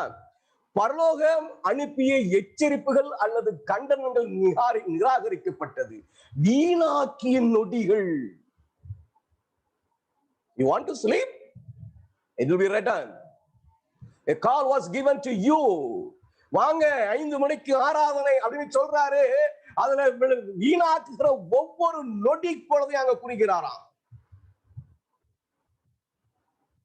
இதை மாத்திரணும்னு நினைச்சேன். சிலர்கிட்ட சொன்னாங்க, கொஞ்சம் 6:30 வச்சா நல்லா இருக்குமே, காலையில எழுந்துறதுக்கு கஷ்டமா இருக்கு. ஃபேக்ட்ஸ் நிச்சயம்தான், நன்றாதான் இருக்கும்.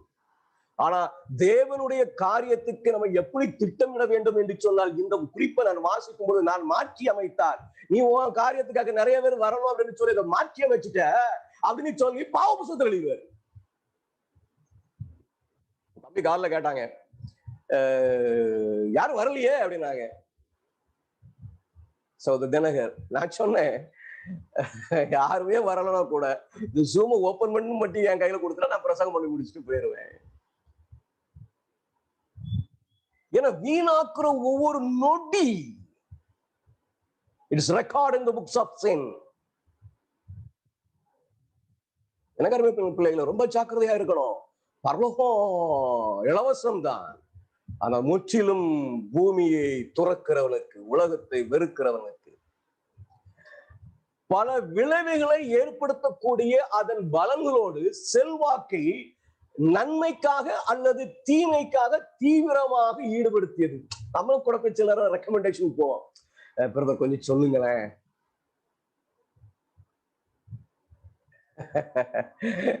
கேட்டுட்டாங்களே, ஒரு உதவி நினைச்சு செய்வோம். செல்வாக்க நன்மைக்கோ தீமைக்கோ நீ என்ன செய்யக்கூடாதான், உபயோகப்படுத்தக்கூடாதான். உபயோகப்படுத்தினால் அவைகள் பாவ புஸ்தகத்தில் குறிக்கப்படுவா. நம்ம பேங்க்ல நாங்க போவோம். இந்த முதல்ல நான் இருக்கும்போதெல்லாம் படிக்கிறதுக்கு முந்தி பணத்தை கொண்டு கேஷியரா இருக்கிற காலத்துல பணத்தை கொண்டு பேங்க்ல போட போவோம். அப்ப எங்களை பார்த்த உடனே ஒரு பெரிய லைன் இருக்கும். அவ்வளவு வரையும் விட்டுட்டு எங்க கிட்ட முதல்ல கூப்பிட்டு வாங்கிக்குவான். இன்ஃபுளுவன்ஸ், அவரு எங்க ஸ்கூல்ல இருந்து வந்திருக்கிறாரு, அவர் காக்க வேண்டாம் அப்படின்னு நம்மளும் அதை விரும்பி சரி கொடுத்துட்டு போயிருவோம். ஆனா நிற்கிற 10 பேரும் திட்டுவான். அதுக்கு பிறகு படித்த பிறகு நான் போக மாட்டேன், நான் லைன்ல நின்றுக்கிடுவேன். நன்மைக்காகவோ தீமைக்காகவோ தேவன் எனக்கு இந்த பூமியிலே கொடுத்திருக்கிற அந்தஸ்தை நான் உபயோகப்படுத்தக்கூடாது. ஒருவேளை ஒரு அவசரத்துக்கு ஒரு டிக்கெட்டை கன்ஃபார்ம் பண்ணி கொடுக்குறீங்க, அது வேற. ஆனா அந்த செல்வாக்க நம்ம என்ன செய்யக்கூடாதான், நன்மைக்கும் உபயோகப்படுத்தக்கூடாதான், தீமைக்கும் உபயோகப்படுத்தக்கூடாது. குறிக்கின்ற தூதனால் காலக்கிரகமாக துருக்கப்படுது ஆர்டர். பாவம் அப்படின்னு சொன்னா நம்ம என்னமோ நினைச்சுக்கிட்டு இருப்போம். பாவம் ஒவ்வொரு நொடி வீணாக்குற ஒரு காலத்தை பிரயோஜனப்படுத்திக் கொள்ளுங்க. No time pass for Christian. Time pass அப்படிங்கறதே கிடையாது. ஐயோ கஷ்டமா இருக்கே, நேரம் படிச்சுட்டோம், இவ்வளவு நேரம் படிச்சுட்டோம், அப்படி கொஞ்சம் அந்த நியூஸ பார்ப்போமே. நான் சொன்னேன் என் மனைவிட்ட, இனிமே நான் இந்த செய்தி விமர்சகர்களுடைய செய்தியை நான் கேட்க போவதில்லை அப்படின்னு. ஆமா, ஏன்னா I felt that it is wasting my time. நான் படிச்சுட்டே இருக்கிறோம், சரி 2 மணி நேரம் 3 மணி நேரம் 4 மணி நேரம் படிச்சுட்டோம், மைண்ட் ரொம்ப லோடடா இருக்குது, கொஞ்சம் ரிலாக்ஸ் பண்ணணும் அப்படின்னு நினைக்கும் பொழுது அந்த ரிலாக்ஸேஷன் கூட எனக்கு வீணாகாதவனதா இருக்கணும். அந்த செய்தி விமர்சனங்களை பார்த்து என்ன செய்ய, I am not going to see that anymore அப்படின்னு. அதாவது நான் இன்னைக்கு வரைக்கும் பாக்குறது இல்லை. பாவ புஸ்தகம் இருக்கு, பாவம் இருக்கு அப்படி இல்லை. எழுதப்படுகிற காரியங்களை படிக்கும் பொழுது நான் எவ்வளவு ஜாக்கிரதையாய் வாழ வேண்டும் என்பதை நீங்க தீர்மானித்துக் கொள்ளுங்க. சும்மா அப்படி ஓடிக்கிட்டே பரலோகம் பெற முடியாது. ஒவ்வொரு நொடி பொழுதும் பரலோகத்தில் குறிக்கப்படுகிறது. என்னுடைய நாட்களினுடைய ஒவ்வொரு second is recorded in books of heaven. நான் சிந்திப்பது, நான் செய்வது, நான் பேசுவது எல்லாம் இருக்கு. இதன் அடிப்படையில் தான் நியாய தீர்ப்பு செய்ய போகிறார். சிலர் சொல்லுவாங்க நீதிமானாக்கப்படுகிறது விசுவாசத்தினாலே, ஆனால் நியாயம் தீர்க்கப்படுவது கிரியைகளினாலே என்பதை மறந்து விடாதீர்கள். நீதிமானாக்கப்படுவது விசுவாசத்தினாலே, ஆனால் நியாய தீர்ப்பு கிரியைகளினாலே என்பதை மறந்து விடாதீர்கள். என்னென்ன கிரியைகள் செய்யணும்னு உட்கார்ந்து வீடியோவை போட்டு நீங்க பார்த்து அதெல்லாம் குறிச்சு வச்சுக்கிடுங்க. என்ன நன்மைகள் குறிக்கப்படுகிறது, எதெல்லாம் பாவம்னு காணப்படுகிறது. 10 கற்பனையில் உள்ள ஏதாவது என்னுடைய கேஷுவல் லைஃப்ல இயற்கையாக நான் வாழ்ந்து கொண்டிருக்க வாழ்க்கையில அநேக பாவங்களை செய்கிறேன், இன்னும் கொஞ்சம் உரங்கட்டும், இன்னும் கொஞ்சம் உரங்கட்டும் என்று சொல்லுகிறவன் சபிக்கப்பட்டவனா இருப்பான். அவ்வளவு வேதம் சொல்லுகிறது. அதான் எழுதுறாங்க, a second cannot be wasted in the sight of God. ஒரு நொடி பொழுதுக்குள்ள நீங்கள் வீணாக்க முடியாது. சரி, இதுல நிறைய பேசலாம், ஒவ்வொன்றையும் எடுத்து பேசிக்கிட்டே இருந்தா நிறைய விளக்கங்களை கொடுக்கலாம். நீங்க உட்கார்ந்து உங்களுடைய சிந்தனையில நீங்க நினைச்சீங்க அதை பார்த்து கொள்ளுங்க.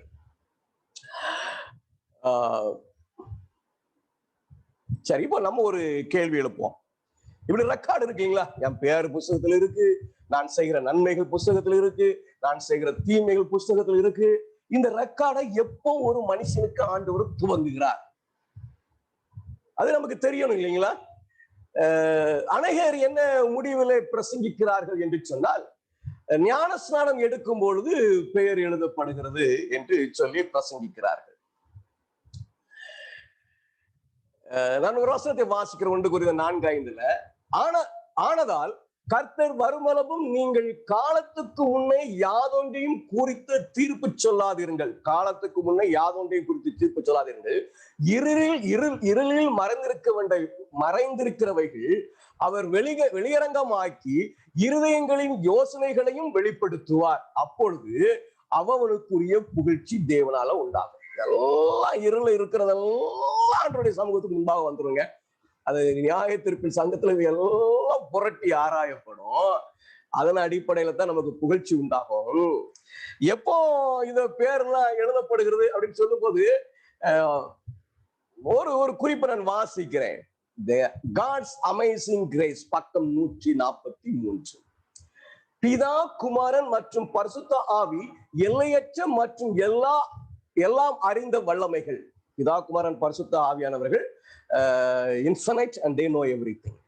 தேவனோடு உடன்படிக்கையில் உண்மையில் பிரவேசிப்பவர்களை பெறுகிறார்கள். அவருடைய உடன்படிக்கையில பிரவேசிக்கிறவங்களை அவங்க நினைச்சாங்க பெற்றுக் கொள்கிறார்கள். உலகத்தை ஒதுக்கிவிட்டு கிறிஸ்துவை ஆத்தும ஆலயத்திற்குள் ஏற்றுக்கொண்ட உறுப்பினர்களை பெற எல்லா ஞானஸ்நான ஆராதனையிலும் அவர்கள் இருக்கிறார்கள். இவங்கெல்லாம் என்ன செய்றாங்க? எல்லா ஞானஸ்நான ஆராதனையில என்ன செய்யறாங்க? ஆண்டவருடைய உடன்படிக்கையில பிரவேசிக்கிறவர்கள். இந்த உறுப்பினர்கள் தேவனுடைய குடும்பத்திற்குள் பிரவேசித்திருக்கிறார்கள். மேலும் ஆட்டுக்குட்டியானவருடைய ஜீவ புஸ்தகத்தில் அவருடைய பெயர் பொறிக்கப்படுகிறது. என்ன ஒரு வெளிப்படையா இருக்கு இல்லையா? எப்போ ஆட்டுக்குட்டியானவருடைய ஜீவ புஸ்தக பெயர் எழுதப்படுகிறது என்று சொன்னா, இங்கு தேவனுடைய குடும்பத்துக்குள் ஒருவர் ஆகும் பொழுது, ஞானஸ்நான ஆராதனை மூலமாக தேவனுடைய குடும்பத்தோடு சேரும் பொழுது, தேவனுடைய சபையோடு சேரும் போது அவருடைய பெயர்கள் எழுதப்படுகிறது. எந்த குறிப்பை வாசித்த உடனே இன்னும் முடிவுக்கு வந்துருவோம் அப்படின்னு சொன்னா, பேர் எப்ப எழுதப்படும் அப்படின்னு சொன்னா ஞானஸ்நானம் எடுக்கும் பொழுதுதான். எனக்கெல்லாம் உடனே ஒரு கேள்வி எழும்போம். அப்போ ஞானஸ்நானம் எடுக்காம இருக்கிறவனுடைய பேரு ஜீவ புஸ்தகத்துல இருக்காது அப்படின்னா, கதை ஞானஸ்நானம் எடுக்கல, அவன் பேர் ஜீவ புஸ்தகத்தில் இருக்கவே இருக்காது.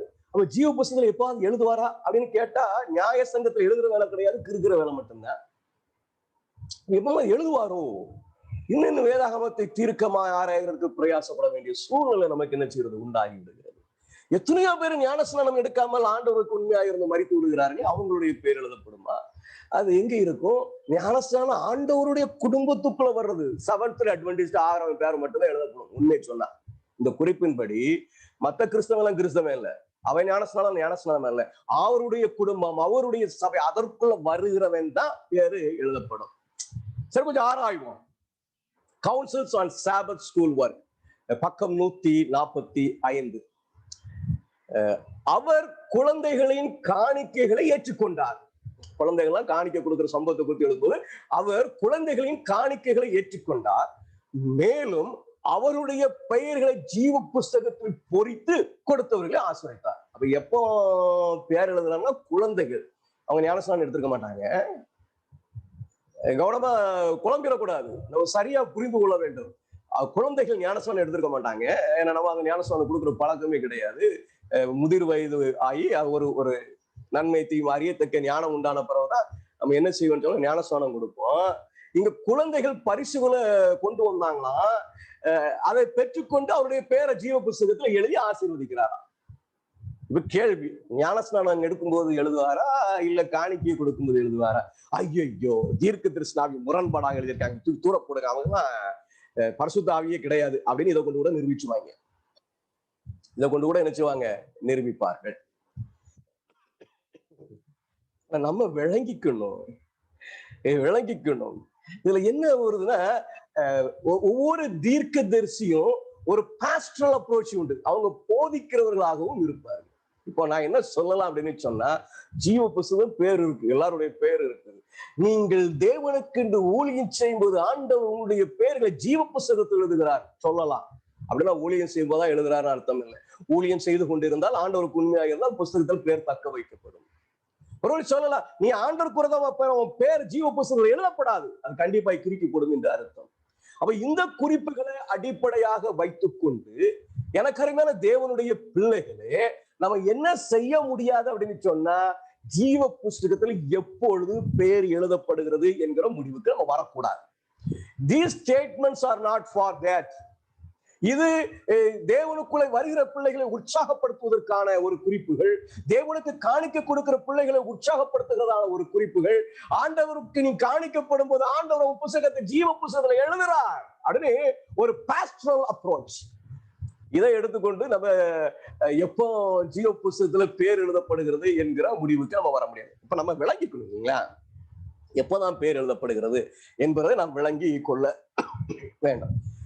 ஆதியாகமம் 3:15 நம்ம எல்லாருக்கும் தெரிஞ்ச ஒரு வசனம், உனக்கும் ஸ்திரீக்கும் உன் வித்துக்கும் அவள் வித்துக்கும் பகை உண்டாக்குவேன்.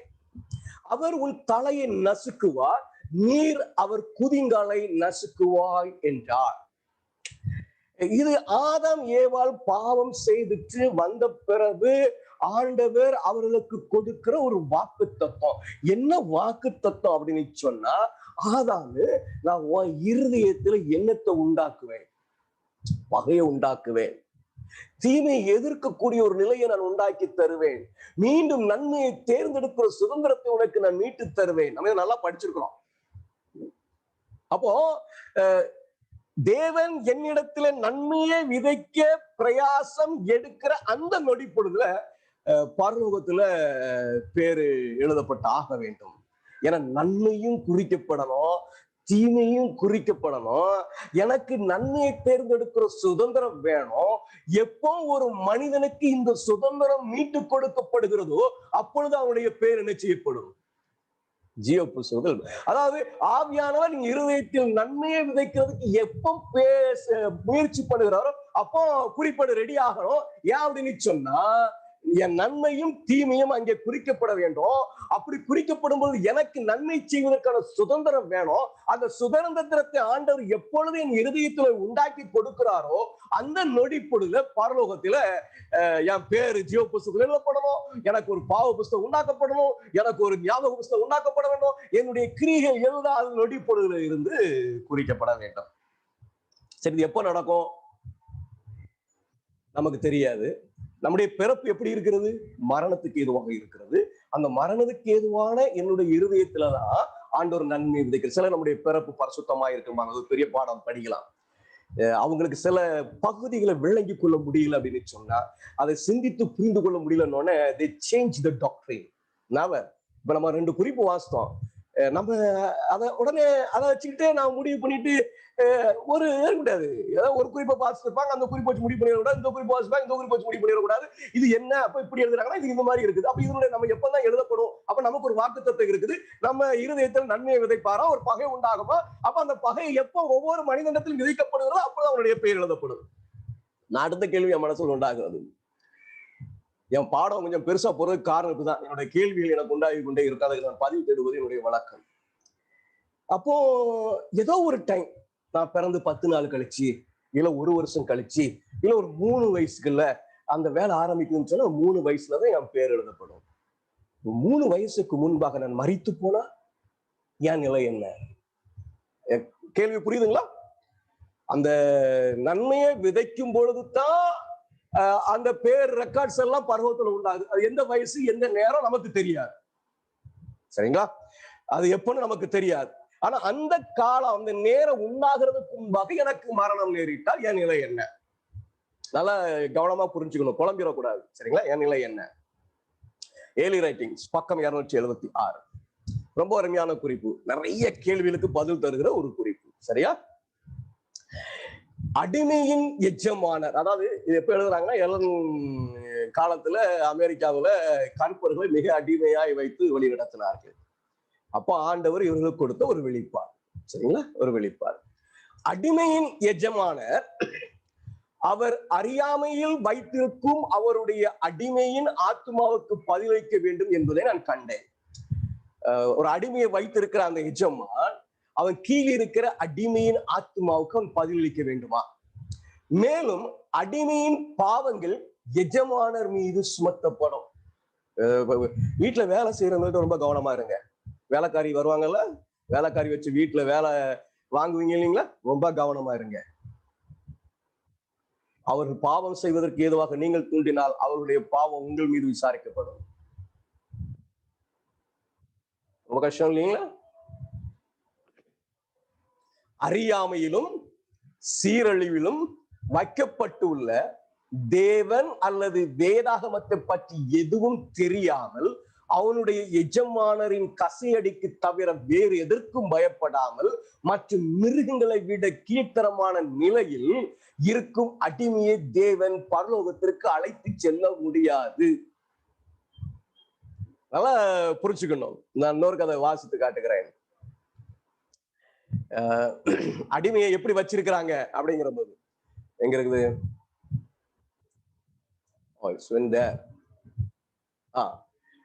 தேவன் அல்லது அறியாமையிலும் சீரழிவிலும், தேவன் அல்லது வேதாகமத்தை பற்றி எதுவும் தெரியாமல் அவனுடைய எஜமானரின் கசை அடிக்கு தவிர வேறு எதற்கும் பயப்படாமல் மற்றும் மிருகங்களை விட கீழ்த்தரமான நிலையில் இருக்கும் அடிமையை தேவன் பரலோகத்திற்கு அழைத்து செல்ல முடியாது. எங்க நரகத்துக்கு போட்டுருவாரா அப்படின்னா இல்ல. ஏன்னா அவனுக்கு இந்த வாய்ப்பு இல்லை. அவரை தவிர வேற ஒண்ணுமே இல்லை அப்படின்னு இருக்கிறான்.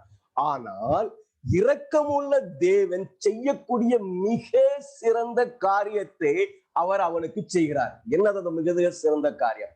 அவர் அவன் இருக்காதது போல இருக்க அனுமதிக்கிறார். அவன் பிறவாதது போல இருக்கிறதுக்கு அனுமதிக்கிறார். அதே நேரத்தில் எஜமான் 7 கடைசி வாதைகளை தாங்கிக் கொள்ள வேண்டும். பின்னர் 2வது உயிர்த்தெழுதலில் வந்து 2வது மிக மோசமான மரணத்தை அனுபவிக்க வேண்டும். அப்போது தேவனுடைய நீதி திருப்தி அடையும்.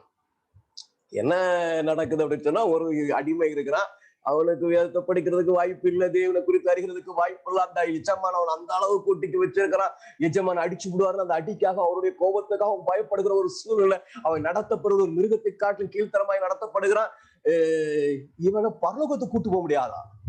அவனுக்கு ஒண்ணும் தெரியாதுல்ல, தெரிஞ்சா செஞ்சிருப்பான்ல.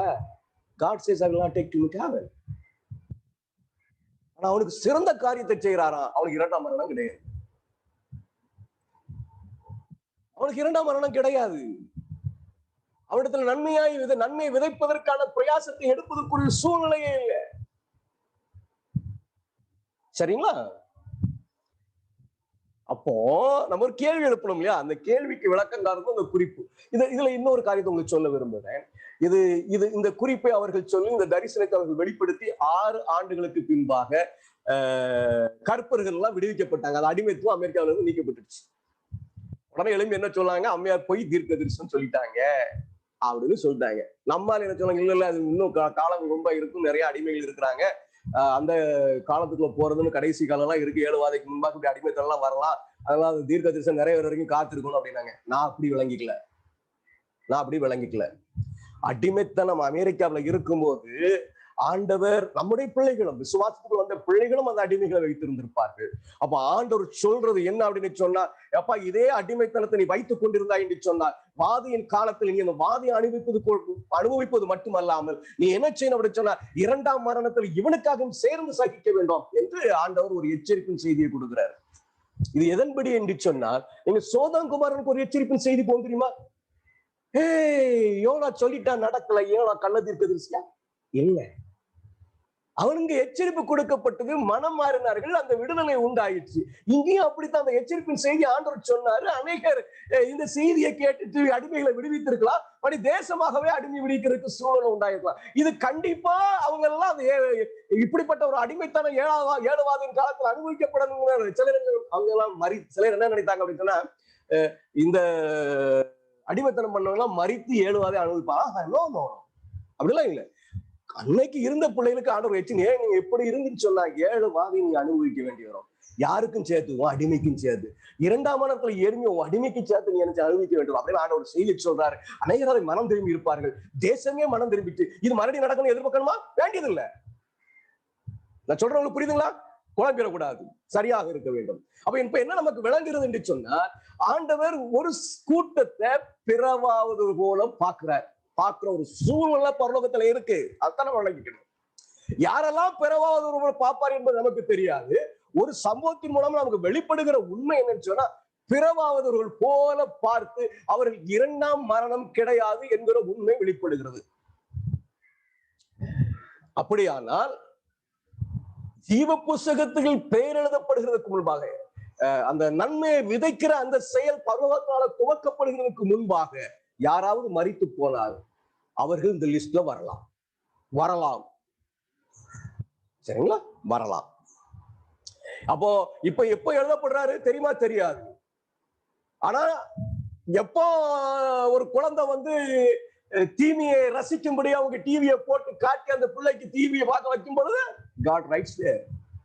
ஏன்னா அந்த பாவம் உங்க மேல சுமக்கப்படும். அதுக்கு அறிவு வர்றதுக்கு முந்தையே பாவத்தை விதைப்பதற்கு நான் பிரயாசப்பட்டால் அந்த பாவம் பெற்றோர்கள் மேல சுமத்தப்படலாம். பெற்றோர்கள் அதுக்கு மன்னிப்பு கேட்கணும். நான் செஞ்சுட்டேன், தெரியாம செஞ்சுட்டான் ஆண்டவரே அப்படின்னு சொல்லி அவர்கள் மன்னிப்பு கேட்க வேண்டும். சரியா? புரியுதா?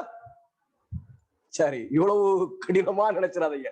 ரொம்ப லகுவானது, கஷ்டமே இல்லை. ஆண்டவர் மன்னிப்பதற்கு இரக்கம் உள்ளவராக இருக்கிறார். ஒரு வசனத்தை வாசிப்போம்.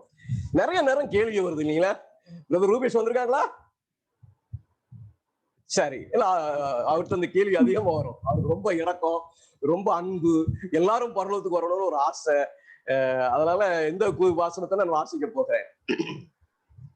நாம் தேவனுடைய அப்போஸ்தலர் 17:29 நாம் தேவனுடைய சந்ததியாராய் இருக்க மனுஷருடைய சித்திர விலையினாலும் யுத்தியினாலும் உருவாக்கின பொன் வெள்ளி கல் இவைகளுக்கு தெய்வம் ஒப்பாய் இருக்கும் என்று நாம் நினைக்கலாகாது. அறியாமையில் உள்ள காலங்களை தேவன் காணாதவர் போல் இருக்கிறார். சரிங்களா? இப்பொழுதோ அந்த வாய்ப்பு கிடைச்சிட்டு அப்படின்னு சொன்னா, அறிகிறதுக்குரிய வாய்ப்பு கிடைச்சிட்டுன்னு சொன்னா மனம் திரும்ப வேண்டும் என்று எங்கும் உள்ள மனுஷர் எல்லாருக்கும் கட்டளை இடுகிறார். அறியாமையில் உள்ள காலங்களை தேவன் காணாதவர் போல் இருக்கிறார்.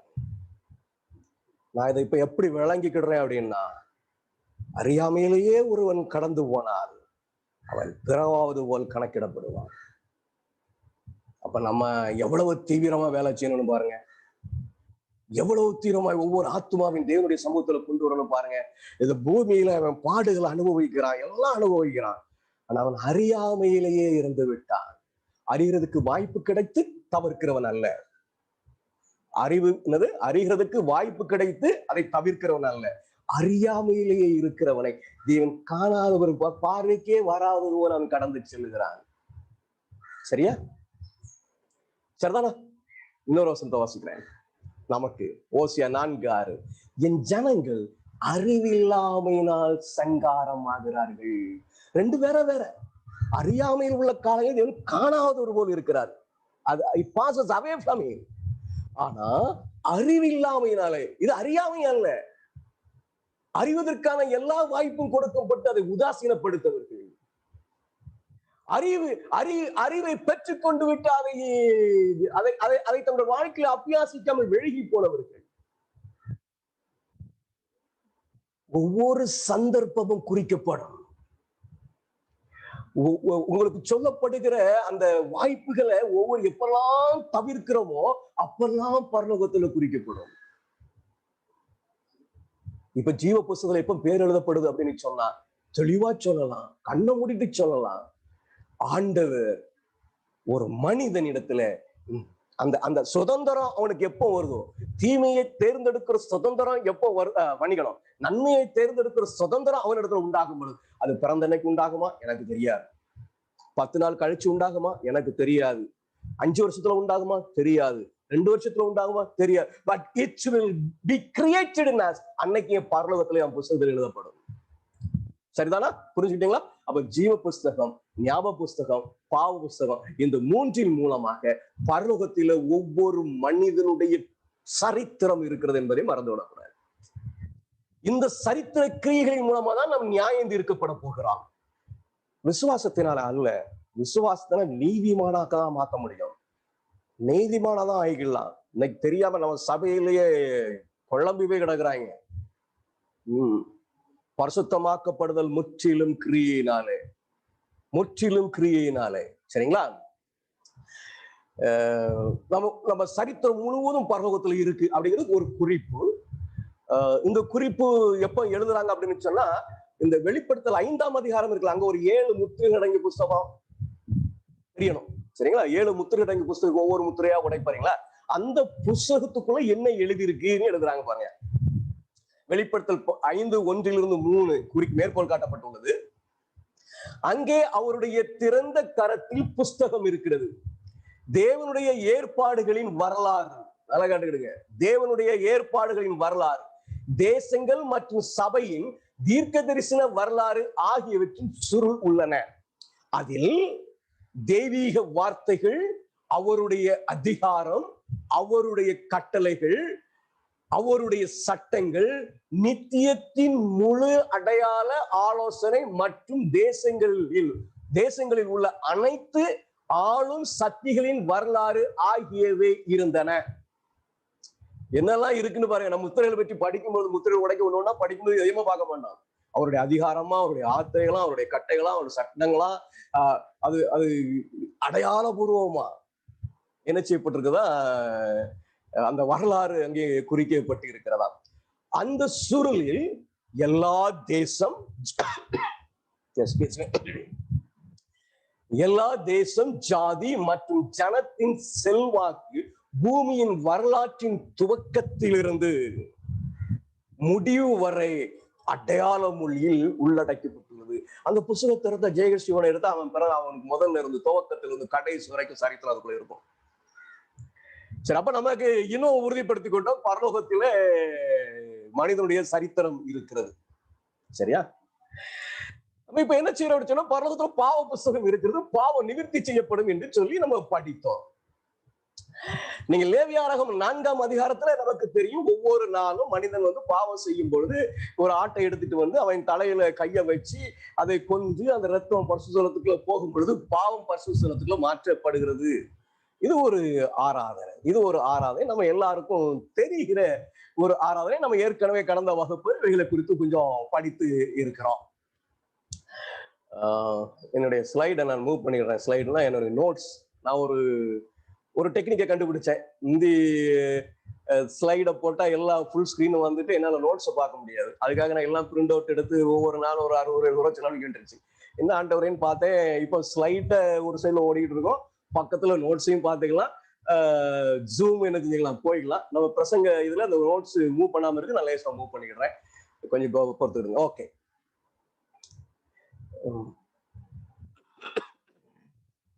சரி. நம்ம இது லேவியரம் 4ஆம் அதிகாரத்தின் மூலமாக பாவம் என்ன செய்கிறது என்று சொன்னால், பரலோக பரிசுத்தலத்துக்குள் அது எடுத்து செல்லப்படுகிறது என்பதை பார்த்தோம். இப்ப அந்த பரிசுத்தலத்துக்கு அந்த பாவத்தினாலே தீட்டு உண்டாயிற்று. அந்த தீட்டு என்ன செய்யப்பட வேண்டும் என்றால் வெளியேற வேண்டும், போக்காட தலையில வைக்கப்பட வேண்டும். சரிங்களா? ஏலன் சொல்றது கவனிங்க. நம்ம அந்த கணிப்பை நான் இதுல நிறைய கொஞ்சம் எலன் கொட்டேஷன் யூஸ் பண்ணிடுறேன். ஏன்னா இனி இந்த teaching is for 7th Adventist அந்த பாடம் எல்லாம் அது கொட்டேஷன் அதிகம் தேவையில்லை. இது நமக்கு இன்னும் அதான் சிறிய வெளிச்சம் பெரிய வெளிச்சத்துக்கு நடத்தும். நம்ம படிக்கிறது சரியான உறுதிப்படுத்திக்கலாம். இன்னும் தெரியாத வேதாகமத்தில் இல்லாத சில உண்மைகளை நம்ம சிறிய வெளிச்சத்தின் மூலமாக அறிந்து கொள்ளலாம். இந்த கிரேட் கான்ட்ரோவர்சி பக்கம் 418. தினந்தோறும் மனம் திரும்பிய பாவி அவனுடைய காணிக்கையை கூடாரத்தின் வாசலுக்கு கொண்டு வந்து பலியினுடைய தலையில் கையை வைத்து தனது பாவங்களை அறிக்கையிட்டான். இப்படியாக அடையாளத்தை அவைகளை தன்னிடம் இருந்து குற்றமற்ற பலிக்கு மாற்றினான். பின்னர் விலங்கு கொல்லப்பட்டது. இரத்தம் சிந்துதல் இல்லாமல் அப்போஸ்தலர் கூறுகிறார், அங்க பாவத்தின் மன்னிப்பு இல்லை என்று. மாமிசத்தின் உயிர் இரத்தத்தில் இருக்கிறது. லேவியாரகம் 17:11. மீறப்பட்ட தேவனுடைய பிரமாணம் மீறியவரின் ஜீவனை உரிமை கேட்கிறது. பாவியின் குற்றத்தை சுமந்து கொண்டு அந்த இழந்த உயிரை பிரதிநித்துவம் செய்த பலியின் இரத்தமானது ஆசாரியனால் பரிசுத்த ஸ்தலத்திற்குள் எடுத்துச் செல்லப்பட்டு திரைச்சீலைக்கு முன்பு தெளிக்கப்பட்டது. அதன் பின்னால் பாவி மீறிய பிரமாணம் கொண்ட பெட்டி இருந்தது. அதற்கு பின்னால பாவி மீறிய பிரமாணம் கொண்ட பெட்டி இருந்தது. அந்த ஆராதனையால் பாவமானது இரத்தத்தின் மூலம் அடையாளத்தில் பரிசுத்த ஸ்தலத்திற்குள் மாற்றப்பட்டது. சில சந்தர்ப்பங்களில் இரத்தம் பரிசுத்த ஸ்தலத்திற்குள் எடுத்துச் செல்லப்படவில்லை. ஆனால் சபையின் அக்கிரமத்தை சுமந்து தீர்ப்பதற்காக கர்த்தருடைய சந்நிதியில் அவருடைய பாவ நிவர்த்தி செய்யும் பொருட்டு அதை உங்களுக்காக கொடுத்தாரே என்று கூறி மோசே ஆரோனின் குமாரர்களின் வழிநடத்தியபடி அதற்கு பதிலாக ஆசாரியனால் மாமிசம் அசைவாடப்பட வேண்டும். லேவியராகம் 10:17. 2 ஆராதனைகளும் ஒரே மாதிரியாக பாவத்திற்கு வருந்தியவரிடம் இருந்து பாவம் பரிசுத்த ஸ்தலத்திற்குள் மாற்றப்பட்டதை அடையாளப்படுத்துகிறது. சரியா? இப்ப நமக்கு அந்த முதல் ஆராதனை மூலமாக லேவியா 4ஆம் அதிகாரத்தில் ஒரு பாவி செலுத்துகிற அந்த ஆராதனை மூலமாக பாவம் பாவியின் இடத்துல இருந்து ஆட்டினுடைய இரத்தத்தின் மூலமா ஆசாரியன் பரிசுத்தலத்துல கொண்டு போகும்பொழுது பாவம் என்ன செய்யறது? பாவியின் இடத்தில் இருந்து பரிசுத்தலத்துக்குள் மாற்றப்படுகிறது.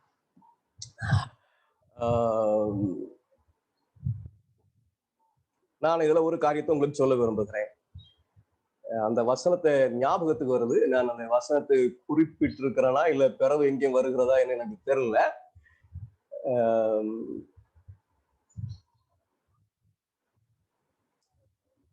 பாக்குறேன் வசனம்.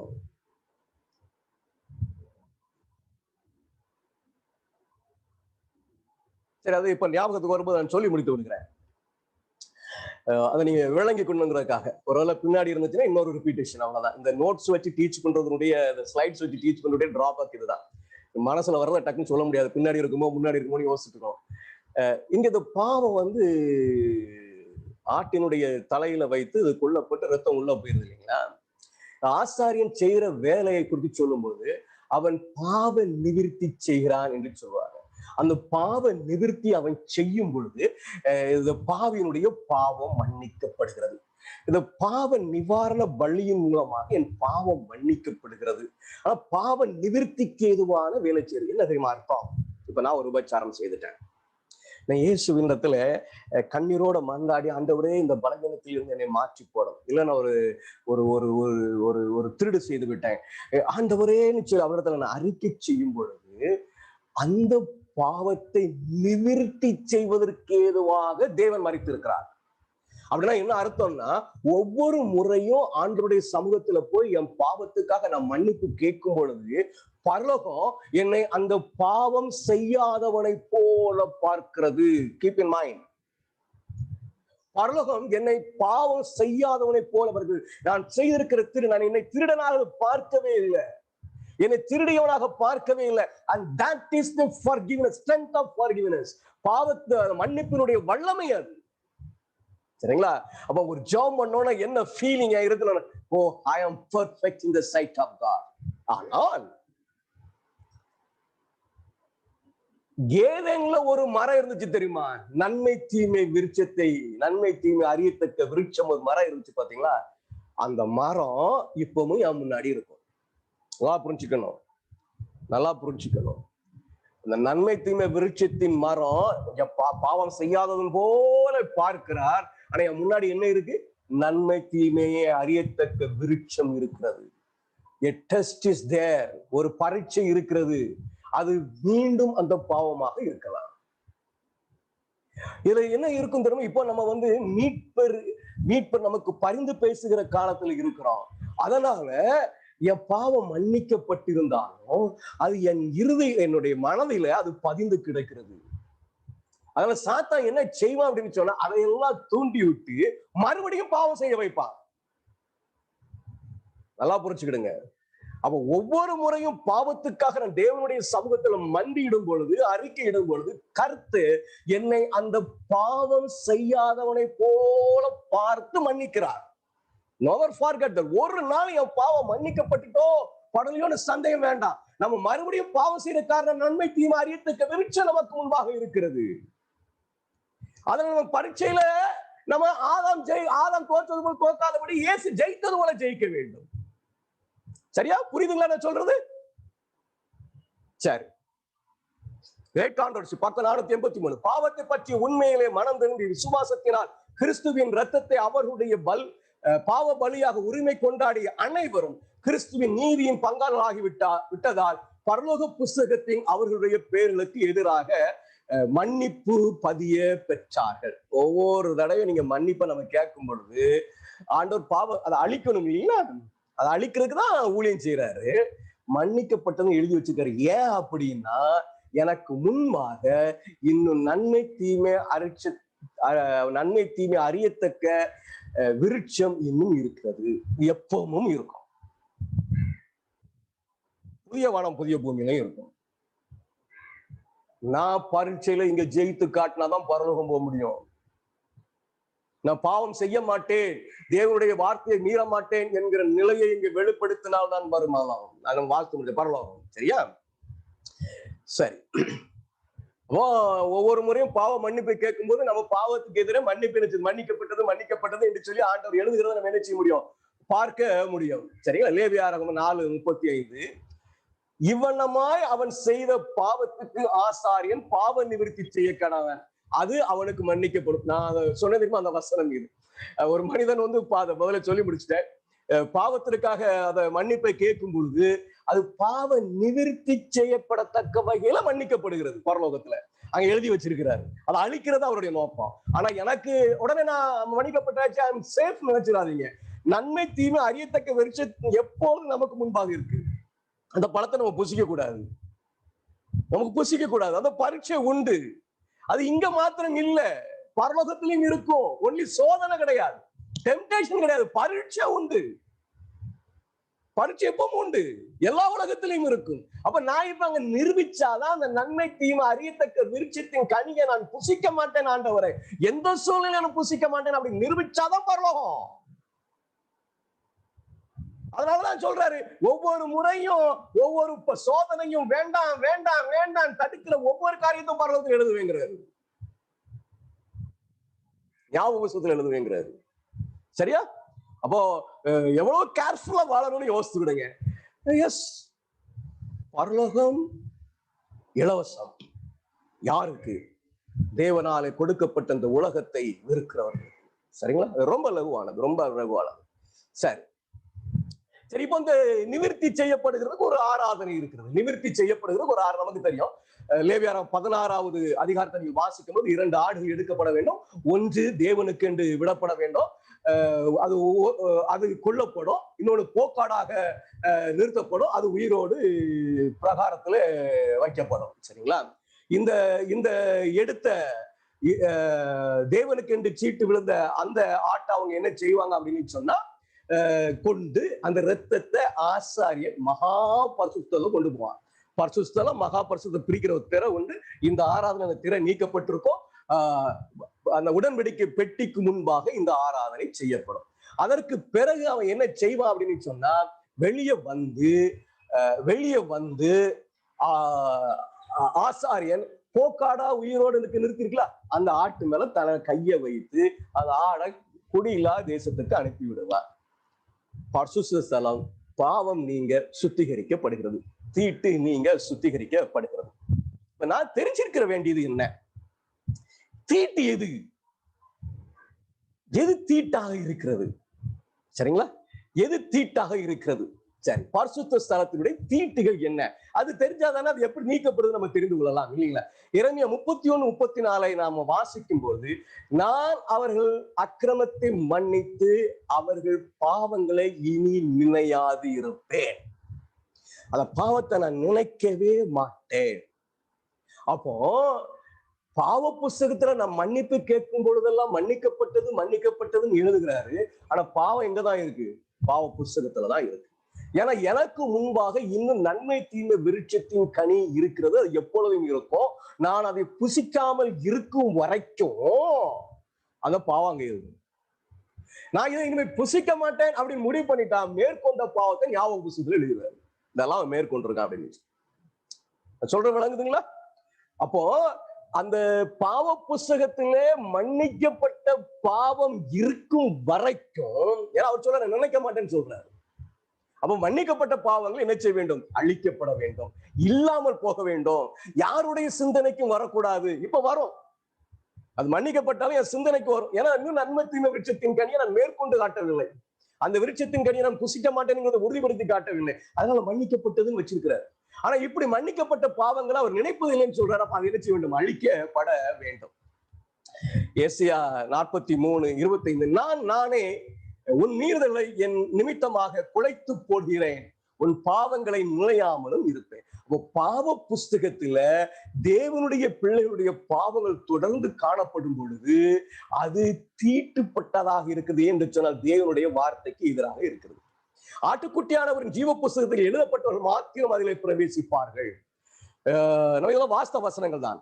அதுக்குள்ள யார் மட்டும்தான் போவாங்க அப்படின்னு சொன்னா, ஜீவ புஸ்தகத்துல பேர் இருக்கவங்க மட்டும்தான் போவாங்க அப்படின்னு சொன்னா, நம்ம பார்க்கும் பொழுது உள்ள பாவிகளுடைய பேரும் இருக்கிறது. பாவங்களை மேற்கொள்ளாமல் அறகுறையா இருக்கிறவருடைய பேர்கள் இருக்கிறது. அப்ப இவங்க பேர் என்ன செய்ய வேண்டும்? நீக்கப்பட வேண்டும். அப்ப ஜீவ புஸ்தகத்தில் ஒரு துன்மார்க்கனுடைய பேர் இருப்பது பரலோக பரிசுத்த ஸ்தலத்தில் தீட்டாய் இருக்கிறது. ஏன்னா இருக்கக்கூடாது, அவன் ஜீவனுக்குரியவன் அல்ல, அந்த புஸ்தகத்துல அவன் பேர் இருக்கக்கூடாது, அது நீக்கப்பட வேண்டும். நல்லா புரிஞ்சுக்கணும். பாவ புஸ்தகத்துல தேவனுடைய பிள்ளைகளுடைய மன்னிக்கப்பட்ட பாவம் இருக்கக்கூடாது. ஏன்னு சொன்னால் ஆண்டவர் சொல்ல அதை நினைக்க மாட்டேன்னு சொல்லி, அப்ப அந்த பாவங்கள் எல்லாம் நீக்கப்பட வேண்டும். அது தொடர்ந்து பாவ புஸ்தகத்தில் இருக்கிறதுனால பரலோகம் நினைச்ச கொடுத்து தீட்டுப்பட்டு இருக்கிறது. தேவனுடைய ஜீவ புஸ்தகத்துல துன்மார்க்கனுடைய பேர் இருக்கிறது, அது நீக்கப்பட வேண்டும். ஏனென்று சொன்னா ஜீவ புஸ்தகத்தில் இருக்கிறவன் எல்லாவனும் ஜீவனுக்குரியவன். அப்ப ஜீவ புஸ்தகத்துல ஒரு துன்மார்க்கனுடைய பேர் இருப்பது தீட்டு. புரியுதான சொல்றது? சரி. சங்கீதம் 69:28 ஜீவ புஸ்தகத்திலிருந்து அவர்கள் பேர் கிறுக்கப்பட்டு போவதாக. அப்போ துன்மார்க்கனுடைய பேர் அங்க இருக்க சொல்லக்கூடாது. நீதிமான்கள் பேரோட அவர்கள் பேர் எழுதப்படாது இருப்பதாக. ஐயோ, பரிசுத்தோட பேரோட கூட துன்மார்க்கனுடைய பேர் இருக்கணும், அதெல்லாம் அது நீக்கப்படணும். அது அங்க இருக்கிறதுனால ஜீவ புஸ்தகத்துல துன்மார்க்கனுடைய பேர் இருப்பதனால பரலோக பரிசுத்தம் தீட்டுப்பட்டு இருக்கிறது. சரி, பாவம் தேவனுடைய பிள்ளைகளுடைய பாவம் அங்க இருக்கிறது, அதனால பாவ புஸ்தகம் தீட்டுப்பட்டு இருக்குது, பரலோக பரிசுத்தம் தீட்டுப்பட்டு இருக்கிறது. பரிசுத்தவானுடைய பேரோட கூட துன்மார்க்கனுடைய பேர் இருப்பதனால அது தீட்டுப்பட்டு இருக்கிறது, பரிசுத்த ஸ்தலம் தீட்டுப்பட்டிருக்கிறது. எசேக்கியேல் 18:24 நீதிமான் தன் நீதியை விட்டு விலகி அநீதி செய்து துன்மார்க்கன் செய்கிற சகல அறிவிப்புகளின்படியும் செய்வானையாகில் அவன் பிழைப்பானோ. அதாவது ஒரு நீதிமான் விலகி துன்மார்க்கத்தை அவன் பிழைப்பானோ, அவன் செய்த அவனுடைய எல்லா நீதியும் நினைக்கப்படுவதில்லை. அவன் செய்த தன் துரோகத்திலும் அவன் செய்த தன் பாவத்திலும் சாவான். இங்க ஒரு துன்மார்க்கனுடைய நீதி ஆண்டவர் நினைக்க மாட்டேங்கிறாரு. அப்ப ஞாபக புஸ்தகத்துல ஒரு துன்மார்க்கனுடைய நீதியும் அங்க இருக்கிறது. அவன் செய்த சில உண்மைகளும் நன்மையான காரியங்களும் இருக்கிறது. அவன் தேவனை விட்டு விலகி போயிட்டான், அவனுடைய நீதி எல்லாம் அழிக்கப்படும். ஞாபக புஸ்தகத்துல துன்மார்க்கனுடைய நீதி இருப்பது பரலோகத்தை தீட்டுப்படுத்துகிறது. பாவ புஸ்தகத்துல பரிசுத்தவானுடைய பாவங்கள் தொடர்ந்து இருப்பது பரலோகத்தை தீட்டுப்படுத்துகிறது. ஜீவ புஸ்தகத்துல துன்மார்க்கனுடைய பெயர்கள் அங்கு இருப்பதனால அது என்ன செய்கிறது? பரலோகத்தை தீட்டுப்படுத்துகிறது. சரி, இப்ப இது நீக்கப்படணும் இல்லைங்களா? நம்ம கிட்ட வந்துட்டோம், சீக்கிரம் முடிச்சலாம். கிரேட் கான்ட்ரோவர்சி ஒரு குறிப்புல நான் முடித்து விட போகிறேன். அதாவது நிறைய நம்ம வசனங்களை வச்சுக்கலாம் சொல்லிட்டு இருக்காதபடி ஆசாரி கூடத்துல போகணும்னா பார்த்து இப்படி அது வெளியே வருது அப்படின்னு சொல்லாதபடி அந்த குறிப்புக்குள்ள போயிடலாம். சரிங்களா? கிரேட் கான்ட்ரோவர்சி 418 நியாய தீர்ப்பில் பதிவு புத்தகங்கள் திறக்கப்படும் போது இயேசுவின் மீது நம்பிக்கை கொண்ட அனைவரின் வாழ்க்கையும் தேவனுக்கு முன்பாக மேலாய்வுக்கு வருகிறது.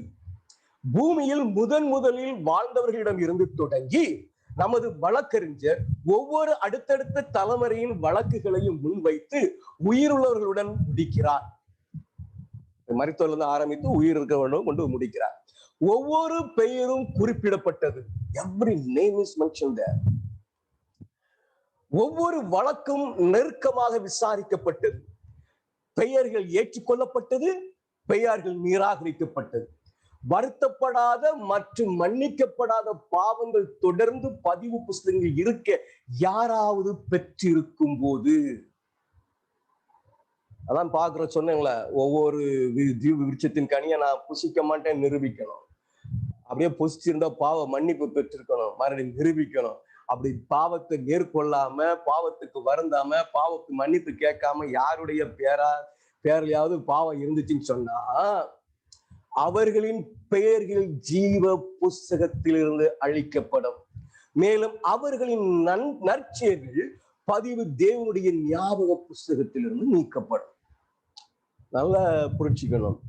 பாவம் செய்கிறோம், கிறிஸ்துவிடத்தில் அறிக்கை செய்கிறோம், அவர் என்னை பாவம் செய்யாதவன் போரு அந்த நிவர்த்திக்கு ஏதுவான வேலையை செய்து அவர் என்ன செய்யறாரு அப்படின்னு சொன்ன அந்த பாவத்தை அவர் மேல சுமந்து கொண்டதுனால இந்த பாவம் அழிக்கப்படுவதற்கு வாய்ப்புள்ள பாவம், ஏதுவான பாவம் என்று சொல்லி அதுக்கு பதிலாக இதை மன்னிச்சுட்டேன் அப்படின்னு எழுதுறாரு. மறுபடி நன்மை தீமை அறியத்தக்க விருட்சம் எனக்கு முன்பாக இருக்கிறது, அந்த கனியை நான் மறுபடியும் புசிக்க கூடாது, நான் புசித்த மறுபடியும் பாவம் செய்கிறேன், பாவ புஸ்தகத்தில் எழுதப்படும், நான் மறுபடியும் ஆண்டவர்கிட்ட போய் மன்னிப்பு கேட்கிறேன், உடனே அவர் இறக்கப்பட்டு நான் மன்னித்து விட்டேன் என்று எழுதுகிறார். மறுபடியும் முன்பாக நன்மை விருட்சத்தின் கனி இருக்கிறது, நான் மேற்கொண்டு காட்டு விட்டால் மேற்கொண்டு விட்டேன் என்று எழுதப்படும். இல்லை என்று சொன்னால் மறுபடியும் நான் விழுந்தா அந்த பாவம் என்ன செய்யும் குறிக்கப்படும். இப்ப என் பேர் ஜே கிறிஸ்டிவன் பேர் பரலோகத்துக்கு முன்பாக வருது. அவர் பார்க்க போற புஸ்தகம் எது தெரியுமா? ஞாபக புஸ்தகத்தை ஜீவ புஸ்தகம் திறந்து ஜே கிறிஸ்டிவன் அப்படின்னு சொன்னேன், டக்குன்னு திறந்து பாவ புஸ்தகத்தை தான் பார்ப்பாங்க. என்ன பார்ப்பாங்க? அப்படியே பார்ப்பாங்க, ஏதாவது மன்னிக்கப்படாம காலக்கிரகமா ரெக்கார்ட் பண்ணப்பட்டிருக்கலாம். ஒவ்வொரு நொடி பொழுதும் அங்க ரெக்கார்ட் பண்ணப்படுதுல. அந்த தூதர் ரொம்ப கவனமா பார்க்காங்க, நுட்பமாய் பார்க்கிறார்கள். அதனால நுட்ப நியாய விசாரணை என்று சொல்லுவோம். பார்த்துக்கிட்டே அப்படி வரும்பொழுது எங்கேயாவது ஒரு பாவம் மன்னிக்கப்படாமல் இருந்தால்,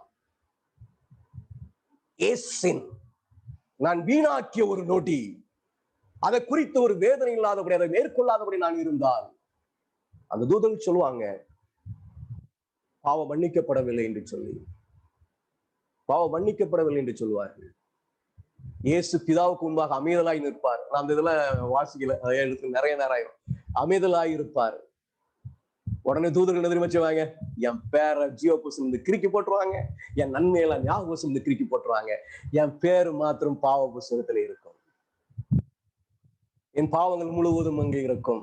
என் மகா அங்க போனா அப்படின்னு சொன்னா, என் மகை அங்க போனான்னு சொன்ன, மனைவி அங்க போனான்னு சொன்னா, எங்க அப்பா ஏன் வரணும்னு கேட்டாவே பாத்துக்கமா அப்படின்னு சொன்னேன். நான் செய்த பாவம் எல்லாம் அந்த பிள்ளைகள் வெட்கப்படுங்க. பாவம் செய்யறதுக்கு வெட்கப்படணுங்க. அப்படியே அவங்க பார்க்கும் பொழுது, ஜேக்கர் ஸ்டீவன் பேர் அப்படி பார்க்கும்போது எல்லா பாவம் மன்னிக்கப்பட்டிருந்தா உடனே அவங்க யோசிச்சுட்டு சொல்லுவாங்க, ஓ ஹி இஸ் ரெடி. அவர் உடனே பிதாடியோ, நான் இவருக்காக ரத்தம் சிந்தினேன். உடனே பிதா அந்த பேரை அங்கீகரிப்பாராம், ஏற்றுக்கொள்ளுவாராம். உடனே என் பேர் ஜீவ புஸ்தகத்தில் தக்க வைக்கப்படும், என் பாவத்தை எல்லாம் அழிச்சிருவாங்க. சரிங்களா? என் பாவத்தை எல்லாம் அழித்து விடுவார்கள். அப்போ ஒரு செயலை பாருங்க. இதத்தான் இங்க ஒரு சுத்திகரிப்பு நடக்கிறது, ஒரு நியாய தீர்ப்பு நடக்கிறது. தானியேல் போடுங்க, 7ஆம் அதிகாரத்துல நியாய தீர்ப்பு, 8ஆம் அதிகாரத்துல சுத்திகரிப்பு. தரிசன கணக்குல ரெண்டு ஒப்பிட்டு வருது, ரெண்டு ஒரே சம்பவம். அது எப்ப நடக்கும் என்பதுதான் சொல்லப்படுது. யாக்கோபு 2:10. எப்படி என ஒருவன் நியாயப்பிரமாணம் முழுவதும் கை கொண்டதும் ஒன்றிலே தவறினால் எல்லாவற்றிலும் குற்றவாளியா இருப்பான். This is the test. ஒரு பாவத்தை மேற்கொண்டலாம், ஒரு பாவத்திற்காக மன்னிப்பு கேட்கலாம், அவருக்கு மன்றாடலாம், வேதனைப்படலாம், துக்கப்படலாம். அவர் மன்னித்து விட்டார். ஆனா நான் சரியா இருக்கான மறுபடியும் பார்ப்பாரு. அப்படி பார்க்கும் பொழுது நான் சரியில்லை என்று சொன்னார், நான் அதை மேற்கொள்ளவில்லை என்று சொன்னார், நான் ஒரு பாவம் எல்லா பாவத்தையும் அவர் மன்னிச்ச பாவம் எல்லாம் அப்படியே தான் இருக்கும். காட்டும், போய் பார்க்கலாம். இவ்வளவு பாவத்தை நான் மன்னிச்சம்மா, என் அறிக்கை கேட்டாமா, நான் சொன்னேன் எல்லாம் நான் மன்னிச்சுக்க பாரு. நான் கேட்கவே இல்லை. நான் இப்படி எல்லாம் ஒரு சந்தர்ப்பம் கொடுத்தேன் இந்த பாவத்தை உணர்த்த முடியாது, இப்படி எல்லாம் வாய்ப்பு கொடுத்தேன். நான் இவரை கொண்டு பேசுனேன், உமா ஒன்ன கொண்டு கூட நான் பேசுனேன், இங்க பாரு உமா கொண்டு நான் பேசுனேன், என்னுடைய ஊழியக்காரனை கொண்டு பேசுனேன், என் தீர்க்கதரிசனை கொண்டு பேசுனேன். அவன் கேட்கலாமா? அதனால எல்லா பாவத்தையும் என்னால கிறுக்க முடியல. இந்த இருக்குது பாத்துக்க. அன்பான தேவன்க, நான் தப்பு செய்யல, நீ பாத்துக்கம்மா. நான் செய்து நீதியா நியாயமா என்னைய பாத்துக்க. நான் எவ்வளவு பிரயாசப்பட்டு இருக்கிறேன், எவ்வளவு பிரயாசப்பட்டு இருக்கிறேன் பாரு. பாவம் நிவிர்த்தியடைய என்ன செய்ய வேண்டும் என்று ஒரு தலைப்பு இருக்கு. நம்ம அடுத்த வாரத்தில் படிப்போம். சரிங்களா? சரி, இப்ப நமக்கு லேவியராகமம் 16ஆம் அதிகாரத்தை நம்ம பார்க்கும் பொழுது, 16வது அதிகாரத்தை நம்ம பார்க்கும் பொழுது, இந்த ஆராதனை எல்லாம் முடிச்சுட்டு பாவத்தை கொண்டு வந்து எங்க செலுத்தணும்? பிரகாரத்துல நிறுத்தப்பட்டிருக்கிற அந்த உயிரோடு இருக்கும்படியா அனுமதிக்கப்பட்டிருக்கிற அந்த ஆட்டின் மேல சுமத்த வேண்டும். இந்த ஆடை குறித்து ஒரு பெரிய டிபேட் உண்டு. நம்ம அதுக்குள்ள எல்லாம் போகலைங்க. அந்த அளவுக்குலாம் நம்ம போய் அதை படிக்கணும்னு அவசியம் இல்லை. சரிங்களா? சரி, நமக்கு தெரியும். லேவியாரம் 16:22 அந்த வெள்ளாட்டுக்கடா அவர்களுடைய அக்கிரமங்கள் எல்லாம் தன்மேல் சுமந்து கொண்டு குடியில்லா தேசத்துக்கு போவதாக அவன் அந்த வெள்ளாட்டுக்கடாவை வனாந்தரத்திலே போகவிடக்கடான். இப்போ இந்த போக்காடு அப்படின்னு சொல்றோம் தெரியுமா? போக்காடாக நிறுத்தப்பட்டிருக்கிற அந்த ஆடு எங்க போகணும்? குடியில்லாத தேசத்துக்கு போக வேண்டும். இந்த போக்காடு யாரு நம்ம தெரிந்து கொள்ள வேண்டும். எந்த Christian will calls it as Jesus. Jesus எதுக்கு குடியில்லா தேசத்துக்கு போகணும்? கொஞ்சம் கூட யோசிக்க மாட்டேங்கிறாங்க. யோசிக்க பார்த்தாலே சொல்லலாம் இயேசு இல்லை அப்படின்னு சொல்லி. திரும்பி அவருடைய ஜனத்துக்கு வரக்கூடாதான். இயேசு ஏன் திரும்பி அவருடைய ஜனத்துக்கு வரக்கூடாது? அவர் எப்பொழுதும் அவருடைய ஜனத்தோட கூட தான் இருக்க போகிறார். சும்மா ஒரு சின்ன லாஜிக் கொஸ்டினே அது இல்லைன்னு ஆயும். ஆனா என்டையர் கிறிஸ்டியன் பாண்ட் இந்த போக்காட இயேசு என்று சொல்லும். சரிங்களா? குடியில்லா தேசம், குடியில்லா தேசம் எங்க இருக்கிறது? நீங்க ஒரே ஒரு இடத்துலதான் இருக்கிறது. இயேசு கிறிஸ்து வந்துட்டு பரமேறிய பின்பு பூமியை குறித்து சொல்லும் பொழுது வெளிப்படுத்தல் 20:1-2 ஒரு தூதன் பாதாளத்தின் திறவுகோலையும் பெரிய சங்கிலியும் தன் கையில பிடித்துக் கொண்டு வானத்திலிருந்து இறங்கி வர கண்டேன். பிசாசு என்னும் சாத்தான் என்னும் சொல்லப்பட்ட பழைய பாம்பாயக மறுசெருப்பத்தை அவன் பிடித்து அதை 1000 வருஷமும் கட்டி வைத்து அந்த 1000 வருஷம் நிறைவேறும் வரைக்கும் அது ஜனங்களை மோசம் போக்காதபடி அதை பாளையத்திலே தள்ளி அடைத்து அதன் மேல் முத்திரையிட்டான். ஜனங்களை மோசம் போக்காதபடி. அப்படின்னு என்ன நினைக்கிறாங்கன்னா, ஜனங்களும் நிறைய இருப்பாங்க, சாத்தானை தடுத்து வச்சிருக்க. அப்படி இல்லை. 19 வாசிக்கும் பொழுது இயேசு கிறிஸ்து வருவாரு, துன்மார்க்கர்கள் எல்லாம் செத்து போயிருவான், பரிசுத்தவானெல்லாம் கூட்டிட்டு போயிருவாரு. இதான் 19 அதுக்கு பிறகு இருக்கிற பூமி குடியில்லாத தேசம், ஒருவரும் இருக்க வேண்டாம். துன்மார்க்கனும் கிடையாது, பரிசுத்தவானும் கிடையாது, ஒரு மனிதனும் கிடையாது, ஒரு ஜீவன் உள்ள நாசில சுவாசம் உள்ள ஒரு மனிதன் கிடையாது. இந்த குடியில்லா தேசத்துல யார் இருக்கிறான்? சாத்தான் இருக்கிறான். அப்போ போக்காடு ஆண்டவர் குடியில்லா தேசத்துக்கு அனுப்புறார் என்று சொன்னால், போக்காடு யாரை குறிக்கிறார் என்று சொன்னால் சாத்தானை குறிக்கிறார். இது வேதாகமத்தில் இருந்து அறிகிறது. மண்டே கொஞ்சம் சொரியலாம், இது எப்படி அப்படின்னு யோசிக்கலாம். அதுக்குதான் ஆண்டவர் நமக்கு சிறிய வெளிச்சத்தை கொடுத்திருக்கிறார். அதை நம்ப மாட்டேன்னா நான் கவலையே பட மாட்டேன். அவங்களுக்கு நான் பிரசங்கம் பண்றது ரெடி இல்லை. சரியா? பிரதான ஆசாரியன், கிரேட் கான்ட்ரோவர்சி பக்கம் 422, பிரதான ஆசாரியன் பாவ நிவாரண பலியின் இரத்தத்தால் பரிசுத்த ஸ்தலத்திலிருந்து பாவத்தை அகற்றிய போது அவற்றை போக்காடு மீது வைத்தான்.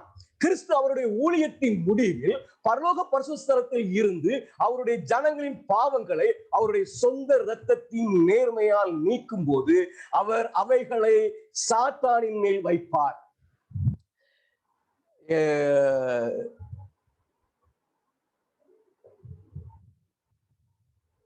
ஓ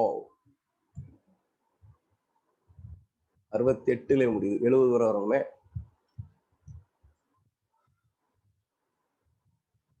ஒரு நிமிஷம்.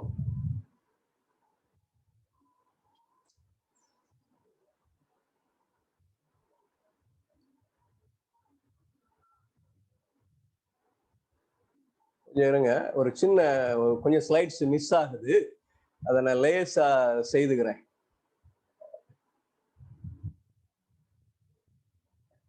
எழுபது வரைக்கும் ஸ்லைடை காட்டு அப்படின்னு போட்டதுக்கு பதிலா 68 வரைக்கும் போட்டுருந்தேன். அதனால அது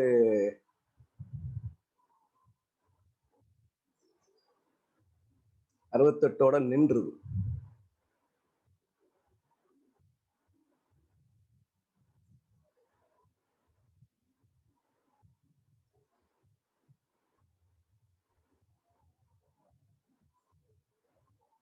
சரி, பிரதான ஆசாரியன் பாவ நிவாரண பலியின் இரத்தத்தால் பரிசுத்த ஸ்தலத்திலிருந்து பாவங்களை அகற்றிய போது அவற்றை போக்காடு மீது வைத்தான். கிறிஸ்து அவருடைய ஊழியத்தின் முடிவில் பரலோக பரிசுத்த ஸ்தலத்தில் இருந்து அவருடைய ஜனங்களின் பாவங்களை அவருடைய சொந்த இரத்தத்தின் நேர்மையால் நீக்கும் போது அவர் அவைகளை சாத்தானின் மேல் வைப்பார். அவன் நியாய தீர்ப்பின் நிறைவேறுதலில் இறுதி தண்டனையை கண்டிப்பாய் சுமக்க வேண்டும். போக்காடு குடியில்லாத ஒரு தேசத்திற்கு அனுப்பப்பட்டது, மீண்டும் ஒருபோதும் இஸ்ரவேல் சபைக்கு வரக்கூடாது. அப்படியாக தேவன் மற்றும் அவருடைய ஜனங்கள் முன்னிலையில் இருந்து சாத்தான் நித்தியத்திற்கு வெளியேற்றப்படுவான். மேலும் பாவம் மற்றும் பாவிகளின் இறுதி அழிவில் அவன் தோற்றத்திலிருந்து அழிக்கப்படுவான். இதுல போக்காடு யாரு? சாத்தான். ஒரு சந்தேகம் நம்ம பட வேண்டியது இல்லை. அப்ப ஒரு கேள்வி எழும்பும் இல்லைங்களா? சில எக்ஸ்பிளனேஷன், ஒரு கேள்வி எழும்பும். இயேசு கிறிஸ்து என் பாவத்தை சுமந்தானா, சாத்தான் சுமந்தானா? கிறிஸ்டியன் வேர்ல்டு முழுவதும் போக்காட சாத்தான் இல்ல இயேசு என்று நினைப்பதற்கு காரணம் என்ன சொன்னா, பாவத்தை சுமந்தவர் இயேசுதானே. நல்லா புரிஞ்சுக்கணும். பாவத்தை சுமந்தவர் இயேசுதான். பாவ நிவாரண பலியாக. யார் என்ன கேட்டாங்க, பாவ நிவாரணம்ல என்ன, பாவ நிவர்த்தினா என்னன்னு? பாவ நிவாரண பலியாக அவர் எனக்கு உரிய தண்டனைக்காக என் தண்டனையை அவர் ஏற்றுக்கொண்டதுனால அந்த பாவ நிவாரணத்தை உண்டாக்குனார். அந்த மரண தண்டனையிலிருந்து என்னை மீட்டு கொண்டார். சாத்தானுடைய பிடியிலிருந்து என்னை மீட்டு கொண்டார். சரிதானா? இது பாவ நிவாரண பலியின் மூலமாய் நடந்தது. இந்த பாவத்தை நிவர்த்தி செய்கிறதற்கும் தேவனுக்கு என்று ஒரு ஆட்டுக்குட்டி சீட்டு போட்டு பாவ நிவாரண பலி செலுத்தப்படும். இந்த பலியையும் அவர் சுமந்தார். 2 பலி அவர் நிறைவேற்றாரு. ஒண்ணு, எனக்கு என்னுடைய தண்டனையை அவர் ஏற்றுக்கொள்ளுகிறதற்கான பலி. இன்னொன்னு, அதே பலியில என்ன நிறைவேறுதுன்னு சொன்னா, என்னோட அவர் யாருக்கெல்லாம் அவர் சகித்து கொண்டாரோ, he got the right. அவர் கொடுக்கப்பட்டிருக்கிற ஒரு அதிகாரம், அந்த தண்டனைய அதற்கு காரணா கர்த்தா மீது சுமத்துவதற்கு. புரிதான சொல்றது? அவர் சகித்து கொண்ட அந்த எனக்கு மீட்பதற்காக ஒரு பாவ நிவாரண பலி செலுத்தியது போல, அந்த வருடாந்திர ஆராதனையும் பாவ நிவாரண பலி செலுத்துவது எதற்கு அப்படின்னு சொன்னா, ஏன் தண்டனைய, ஏன் பாவத்தை என்ன செய்ய தூண்டின அந்த காரண கர்த்தாவின் மீது வைப்பதற்காக. அதான் பாவ நிவிர்த்தி. நம்மளுடைய எல்லா பாவம் அவன் மீது சுமத்தப்படுகிறது. ஏன்னா அவன் தான் காரண கர்த்தா. And the Lord says that he has a right, he has remedying power. அது பாவம் சும்மா போறதில்லை, எல்லா பாவங்களும் அவர் மேல அந்த தண்டனை எல்லாம் அவர் அனுபவிக்க வேண்டும். அனுப்பினா ஒரே தண்டனை தான், 2-3 தண்டனைலாம் கிடையாது. நரகத்துல அழிவார், அவ்வளவுதான். என்ன விளங்குதுன்னு சொன்னா, பாவத்துக்காக காரண கருத்தை அழிக்கப்பட்டாச்சு. இனிமே யாரும் பாவத்துக்கு உரியவர்கள் அல்ல, யாருக்குமே பாவம் என்ன இல்லை. இப்ப பாருங்க, பரலோகத்துல அந்த ஜீவ புஸ்தகத்துல பரிசுத்தவான்கள் பேர் மட்டும் இருக்கும் இந்த நியாய தீர்ப்பினுடைய முடிவுல. ஞாபக புஸ்தகத்துல பரிசுத்தவான்களுடைய நன்மைகள் மாத்திரம் இருக்கும் இந்த நியாய தீர்ப்பின் முடியல. பாவ புஸ்தகத்துல துன்மார்க்கனுடைய பாவம் மட்டும் இருக்கும். பரிசுத்தலம் சுத்திகரிக்கப்பட்டது. இயேசு வெளியே வருவாரு. நான் அந்த சம்பளம் நான் வாசிக்கல. இயேசு வெளியே வருவார், ஜனங்களை ஆசீர்வதிப்பார். 2ஆம் வருகை, 7வது வருஷம், ஓய்வு வருஷம், 1000 சாட்சி, புதிய வானம், கூடார பண்டிகைக்கு 2 அர்த்தம், புதிய வானம் புதிய பூமி. சரி, எல்லாமே பரிசுத்த ஸ்தலத்துக்குள்ள இருக்கும். இப்ப நம்ம விளங்கிக்கிட வேண்டியது என்ன அப்படின்னு சொன்னா, பரலோகத்திலே பாவம் என்ன செய்யப்படுகிறது? பரிசுத்தவனுடைய பாவங்கள் எல்லாம் நீக்கப்படுதப்பா. இது எப்ப ஆரம்பிச்சுட்டு? 1844 ஆரம்பிச்சுட்டு.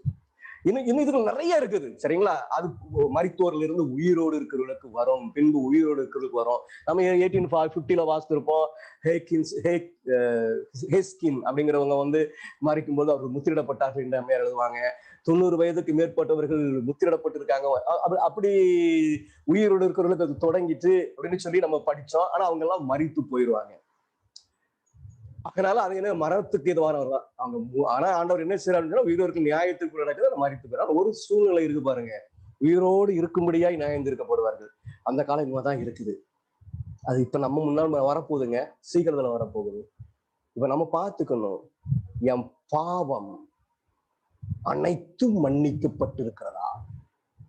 என் பாவம் அனைத்தும் மன்னிக்கப்பட்டு இருந்தால் மாத்திரமே எனக்கு ரட்சிப்பு. மன்னிப்பை கேட்டுட்டோம் அப்படின்னு சொன்ன உடனே ரைட் அப்படின்னு போயிட முடியாது. ஏன் அப்படின்னு சொன்ன, என் முன்பாக உடனே நன்மை தீமை விருட்சத்தின் மரம் இருக்கிறது, நன்மை தீமை அறியத்தக்க விருட்சம் இருக்கிறது. நான் அதை புசிக்காமல் இருப்பேன் என்பதை நிரூபித்து காட்டுகிறது தான் கிரியை. இந்த கிரியின் அடிப்படையிலே நியாயம் தீர்க்கப்படுகிறோம், வேற ஒரு கிரியையும் கிடையாது. நான் இனி நன்மை தீமை விருட்சத்தின் கனியை புசிக்க மாட்டேன் என்று நிரூபித்து காட்ட வேண்டும். கஷ்டமா? எப்ப பாவம் நிவர்த்தி அடையும்? வருகிற வாரத்தில் படிப்போம், சரிங்களா? பாவத்தை நிவர்த்தி அடைகிறதுக்கு என்னென்ன செய்யணும் அப்படின்னா, I am not going to identify the sin. நான் எப்படி ஒரு நிலையை அடையணும்? இங்கே படிச்சுட்டோம், இன்னும் கொஞ்சம் அதை படிக்க வேண்டியது இருக்கிறது. நம்ம என்ன செய்யலாம்? அதை படிக்கலாம், சரிங்களா? அதை நம்ம படிக்கலாம். இப்போ புரிந்திருக்க வேண்டும் நினைக்கிறேன். பரலோகம் ஸ்தலம் சுத்திகரிக்கப்படுகிறது என்று சொன்னால் அது நியாய சங்கத்துல நடக்கிற நியாய விசாரணை மூலமாக. அப்போ 1844 பரலோகம் பரிசுத்தம் சுத்திகரிக்கப்பட ஆரம்பித்து விட்டது என்று சொன்னால் நியாய தீர்ப்பு ஆரம்பித்துட்டு, ஜீவ புஸ்தகத்துல பாவிகளுடைய பேர் கிறுக்கப்படுகிறது, ஞாபக புஸ்தகத்துல பாவிகளுடைய நன்மைகள் கிறுக்கப்படுகிறது, பாவ புஸ்தகத்துல பரிசுத்தவான்களுடைய பாவங்கள் எல்லாம் கிறுக்கப்படுகிறது. இந்த வேலை முடிவடையும் பொழுது கிருபையின் காலம் முடிந்திருக்கும். ஒரே ஒரு தகுதிதான் பாக்குறாருங்க, நான் தீமை செய்யாமல் இருக்கிறேனா, நான் பாவம் செய்யாமல் இருக்கிறேனா, நான் நன்மை தீமை அறியத்தக்க விருட்சத்தின் கனியை புசியாமல் இருக்கிறேனா? இருக்கிறேன் என்று நிரூபித்தார், என் பாவத்தெல்லாம் அழிச்சு போட்டுட்டு, என் பாவத்தெல்லாம் நிவர்த்தி செய்துட்டு, சாத்தான் மேல சுமத்திட்டு என் தேவன் என்னை அழைத்து செல்ல வருவார். ரொம்ப ஈஸி இல்ல? ரொம்ப ஈஸி தானே, ரொம்ப ஈஸி. ஏன்னா உங்களுக்கு சொல்றேனே, நீங்க ஆண்டவர்கிட்ட பாவ அறிக்கை செய்றீங்களா? collective confessing of sin will not redeem you. மொத்தமத்தில் ஆண்டவரை அறிந்து அறியாமல் செய்த பாவங்கள் எல்லாம் மன்னியும். will not, impossible. Personal prayer is to confess a sin. என் பாவம் என்னன்னு அப்படி அடையாளம் கண்டுபிடிக்கணும். அது நம்ம செய்ய வேண்டிய வேலை. என்னுடைய பாவம் என்ன அப்படின்னு அடையாளம் கண்டுபிடிக்கணும். அடையாளம் கண்டுபிடிச்சிட்டு ஆண்டோடைய சமூகத்துல போய் உருக்கமாய் மன்னிப்பு கேட்கணும். அப்படி விட்டுறக்கூடாது. ஏன் அப்படின்னா, எதற்காக அப்படின்னு சொன்னா, நம்ம மன்னிப்பு கேட்ட எந்த பாவம் நமக்கு தெரிஞ்சுட்டீங்களா? என்ன பாவத்துக்கு உதாரணத்துக்கு எடுக்கலாம்? சார் பெஸ்ட் சின், நான் அந்த இச்சையை தான் எடுப்பேன். ஒரு ஒரு ஒரு மற்றவனுடைய பொருளின் மேல எனக்கு ஒரு இச்சை இருக்கிறது. ஆண்டவருடைய சமூகத்துல போய் அறிக்கையிட்டுட்டீங்க. இன்னொரு பெரிய ஆராய்ச்சி உங்க வாழ்க்கையை என்ன செய்யணும் அப்படின்னு சொன்னா, நீங்க வனாந்திரத்துல போய் உட்காரணும், ஆண்டவரை அறியணும், அவருடைய ஈட்டோடு நெருங்குறதுக்கு பிரயாசப்படணும், உங்க நிலையை சரியா அறியணும். இந்த இச்சை எப்பொழுதெல்லாம் என்னை செய்யும்படியா எனக்கு முன்பாக இருக்கிறது என்பதை அடையாளம் காண வேண்டும். பாவத்தை அடையாளம் காணணும். இப்போ ஒரு பெண் ஒரு அழகான சேரி கட்டினோட எனக்கும் ஒரு சேரி இருந்தா நல்லா இருக்கு, அப்படி பார்க்கும் பொழுது எனக்கு இந்த இச்சை வருகிறது அப்படின்னு சொல்லி எப்பெல்லாம் எனக்கு இந்த பாவத்தை தூண்டுகிற சூழ்நிலை இருக்கிறது நான் கரெக்டா கண்டுபிடிச்சேன். I should have a framework. ஆண்டவர்கிட்ட போய் கேளுங்க, ஆண்டவர் இவைகளாம் என் கண்களுக்கு முன்பாக வரும்போது நான் விழுந்து போகிறேன், இவைகளெல்லாம் என் கண்களுக்கு முன்பாக எனக்கு ஞாபகப்படுத்துங்க ஆண்டவரே. இந்த பாவத்துக்காக நான் இடத்துல மன்னிப்பு கேட்டிருக்கிறேன், நீ என்னை மன்னித்துக்கிறீர், நீ அதை நிவர்த்தி செய்வதற்கு அளிப்பதற்கு ஆயத்தமா இருக்கிறேன். பிளீஸ் காட், எனக்கு ஞாபகப்படுத்துங்க. நீங்க பார்த்து இச்சிக்கும் பொழுது என்ன வரும் பொழுது ஆவியானவர் சொல்லுவார், மகளே வேண்டாம் அப்படின்பாரு. learn to say no to it. அவ்வளவுதான் பரலோகம் நம்முடையது.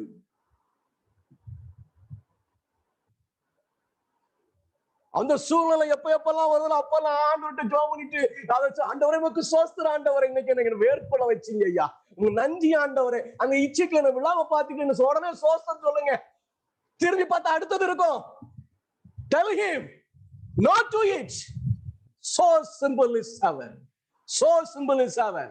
அது பாரமானது அல்ல, ரொம்ப லகுவானது. The person who learns to say no to sin. அந்த சூழ்நிலையெல்லாம் அடையாளம் ஒண்ணு ஒண்ணா சொல்லி பாருங்க. அந்த சூழ்நிலை குறைஞ்சு வந்துகிட்டே இருக்கும். பார்க்கும் போதெல்லாம் தோணும், கெட் அவுட், அப்படியே வந்துடும், கெட் அவுட், அது எனக்கு வேண்டாம்.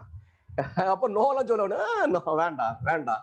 அந்த இச்சையினுடைய பலம் குறைஞ்சி we will turn to be Jesus. அங்க எழுதப்படும், இந்த பாவம் மேற்கொள்ளப்பட்டது என்று சொல்லி. I will be in heaven. So simple. அவ்வளவு லகுவாய் வைத்திருக்கிறார். எனக்கனுடைய பிள்ளைகளை, இன்னைக்கு அந்த நியாய தீர்ப்பு நடந்துகிட்டு இருக்குது. மிக விரைவில் உயிரோடு இருக்கிற நம்மளை நியாயம் தீர்த்து உயிரோடு இருக்க வைக்க போகிறார். அந்த நாட்களுக்குள்ளாக நம்ம கடந்து செல்லும் பொழுது இந்த லகுவான ரட்சிப்பை இழந்து விடாதபடி ஜாக்கிரதையாயிருங்க. யாருக்கும் கிடைக்காத பாக்கியத்தை நமக்கு கொடுத்திருக்கிறார். அதனுடைய ஆழங்களை அறிந்திருக்கிறோம். தேவனை குறித்து நமக்கு நல்லா தெரியும். We love the God to the most. நான் பாவம் செய்யலாமா? Learn to say no to sin. The heaven is for you. பரலோகம் உங்களுடையது. கர்த்தர் அந்த வாய்ப்பை நமக்கு தருவாராக. நிச்சயமாக ஆண்டவர் மேன்மையை நமக்கு செய்வார் என்று சொல்லி நான் கிறிஸ்துவுக்குள் விசுவாசிக்கிறேன். சரி, இதுல ஏதாவது கேள்வி இருக்கா?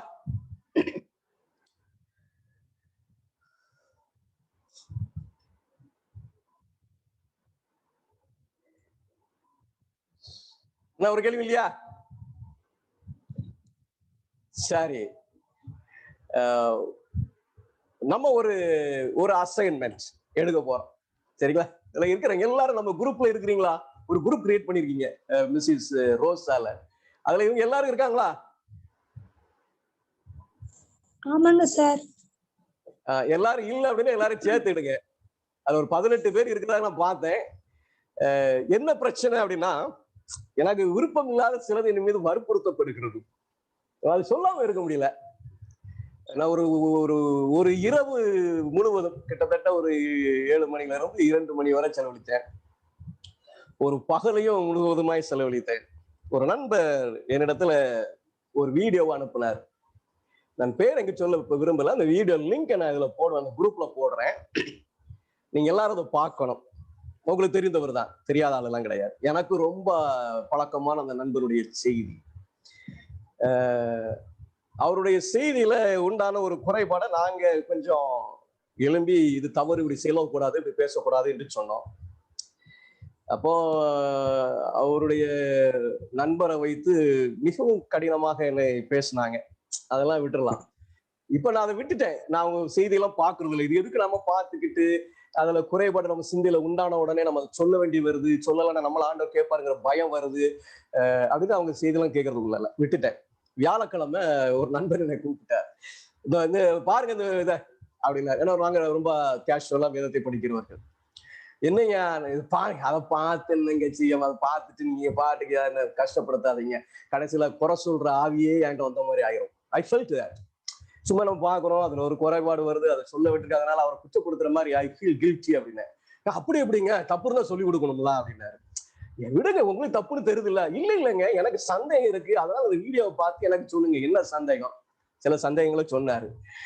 சரி, அதுதான் உங்களுக்கு தெரியுது இல்ல, அது சந்தேகம் இருக்கு, ஒரு ஆங்கிலத்துல இங்க பாத்துற வேண்டியதானே, சரியான மொழியாக்க நீங்க ஆங்கிலத்துல பாத்துற வேண்டியதானே, எதுக்கு என்ன போட்டு அதை பாருங்க, நேரத்தை எனக்கு டைமும் இல்லை அப்படின்னு. அதெல்லாம் இல்ல, நீங்க பார்த்து சொல்லணும் அப்படின்னு சொன்னா அந்த லிங்க் எனக்கு அனுப்பிவிட்டார். நான் பார்த்தேன். பார்த்துட்டு எனக்கு மனசுக்கு ரொம்ப பாரமா ஆயிடுச்சு. இன்னைக்கு ஆக்சுவலி அதை சொல்லிடணும்னு நினைச்சேன், உங்களுக்கு அது விளக்கத்தை கொடுத்துருன்னு சொல்லி. But I felt that. என்னன்னா, நீங்க போய் அந்த வீடியோவை பாருங்க. என் கருத்தை நான் சொல்லக்கூடாது இல்லையா? அந்த வீடியோ எல்லாரும் பாருங்க. 144,000 பேரை பற்றி பெயர் சொல்ல விரும்பல, ஏன்னா அது யூடியூப்ல லோட் பண்ணுவேன். அதனால நீங்க பார்த்துட்டு, நம்மளும் படிச்சிருக்கிறோம் இல்லைங்களா, அந்த குறிப்புகள் அங்கே உபயோகப்படுத்தப்பட்டு ஒரு விளக்கம் கொடுக்கப்படுகிறது. நீங்க படித்து அதை நிதானமா பார்த்துட்டு அந்த அதுல ஏதாவது தவறு இருந்தா இதெல்லாம் தவறு. I want you to search the Bible. இதுக்குதான் நான் சொல்றேன். நான் சொல்லிட்டு போயிடலாம். இப்ப இன்ன மாதிரிங்க, இப்படி இப்படி தப்பா பண்ணிருக்காங்க, இப்படி பண்ணிருக்காங்க, அப்படி பண்ணிருக்காங்க, இந்த மாதிரி விளக்கம் கொடுத்தா இந்த மாதிரி இப்படி நான் சொல்லிட்டு போயிடலாம். But I don't want to to that. நீங்க உட்கார்ந்து பாக்குறீங்க, கவனமா பாக்குறீங்க. ஆங்கிலம் தெரிந்தவர்கள் ஆங்கில புஸ்தகத்தை மொபைல்ல நீங்க பார்த்துலாம் உட்கார்ந்து ஆங்கிலத்தோட ஒப்பிட்டு பாக்குறீங்க. அந்த கருத்துக்கும் மற்ற இதுக்கும் முரண்பாடு ஏதாவது இருக்கா அப்படின்னு சொல்லி எல்லாம் ஆராய்ந்து நீங்க எடுக்கிறீர்கள். உங்களுக்கு விளங்கலன்னா விளங்காததையும் குறித்துக் கொள்கிறீர்கள். We are going to meet a time. இதை நம்ம டிஸ்கஸ் பண்ண போறோம். செய்யலாமா? எத்தனை பேர் விரும்புறீங்க இந்த வேதாம ஆராய்ச்சிக்குள்ளாக நான் கடந்து வருவேன் அப்படின்னு? எத்தனை பேர் வீடியோ ஓபன் பண்ணுங்க, இல்லைன்னா உங்க கையை காட்டுங்க, ஏதாவது ஒண்ணு செய்யுங்க. இந்த வேத ஆராய்ச்சிக்குள்ளாக நான் கடந்து வருகிறேன், உட்கார்ந்து படிப்பேன் அப்படின்னு சொல்றவங்க எத்தனை பேர்? இதுக்கு ஒன்னே ஒண்ணுதான், என்னை போல் நீங்களும் படிக்க வேண்டும் என்று ஆசைப்படுறேன். கேட்கிறவர்களாக இருக்கக்கூடாது, படிக்கிறவர்களாக இருக்கணும். நான் இன்னைக்கு படிச்சு முடிக்கலாம், அந்த பிரசங்க நெக்ஸ்ட் வீக் போயிட்டே இருப்பேன், அவ்வளவுதான். ஐயோ வருவாங்களே ஏதாவது சொல்லணுமே அப்படிலாம் போக மாட்டேன். நிறைய அதை விட்டுட்டேன். ஏன்னா I was unable to get those things into it. உள்ள கொண்டு வர முடியல, விட்டுட்டேன். சும்மா நான் சொல்றதுக்கு நான் விரும்பல. ஆனால் என்னை போல் நீங்களும் படிக்க வேண்டும் என்று விரும்புகிறேன். யாரெல்லாம் செய்ய போறீங்க? ரூபேஷ் குமார், ஓகே. வேற யாரு? மிஸ்ஸஸ் ரோசாலன், வேற யார் செய்ய போறீங்க? ராமன் சொல்லுங்க. Okay, good. வேற யாரு? நான் சும்மா கேட்கல. You have to really sit and spend time in 2-3-4 hours நீங்க செலவழிக்கணும். சும்மா ஒரு மணி நேரம் செய்தியை கேட்டா வெளியே வர முடியாது. உட்கார்ந்து நிறுத்தி அப்படிலாம் கேட்கணும். அப்பதான் உண்மையை தெரிஞ்சுக்கலாம். வேற யார் செய்ய போறீங்க? அம்ருதா இருக்கீங்களா? கெர்லின் ஷேன், அவங்க யாரு? வாங்க, கம் அப். கண்டிப்பா செய்யணும். if you want to secure the heaven. ஏன் அப்படின்னா, கடைசி காலத்துல அநேக தவறுதலான உபதேசங்களுக்கு முன்பாக கொண்டு வரப்படும். அது அடையாளம் காணக்கூடிய ஞானம் உங்களிடத்தில் இல்லாமல் போயிற்று என்று சொன்னால், you will be deceived, my people. You will be deceived. கொஞ்சம் நேரம் செலவழிங்க. அந்த லிங்கை நான் அந்த குரூப்ல போடுறேன். அப்படி இல்லை அப்படின்னு சொன்னா, இந்த இப்ப நான் சேட்ல என் நம்பர் அனுப்புறேன், நீங்க குறிச்சு வச்சுக்கிட்டு என்ன கூப்பிடுங்க. I can help you to get that link. அது ஒரு செய்தி மாத்திரம் இல்ல, ஒரு 7 செய்தி இருக்கிறது. நீங்க எல்லாத்தையும் பார்க்கலாம். சரி, இப்போ என்ன ஒரு முடிவு வரலாம்? அடுத்த சனிக்கிழமை எல்லாம் கிடையாது, வேற ஒரு நாளிலே நம்ம கூட போகிறோம். எப்போ கூடலாம், வேற ஒரு நாள்லயோ இன்னைக்கு சாயங்காலமோ, any time when we can gather again. நான் இதை யூடியூப்ல இருந்து எடுத்துக்கலாம், சரி எடிட் பண்ணிக்கணும். எப்ப நம்ம கேதர் பண்ணலாம் சொல்லுங்க? என்ன ரூபேஷ்குமார் எப்ப ஜாயின் பண்ணலாம்?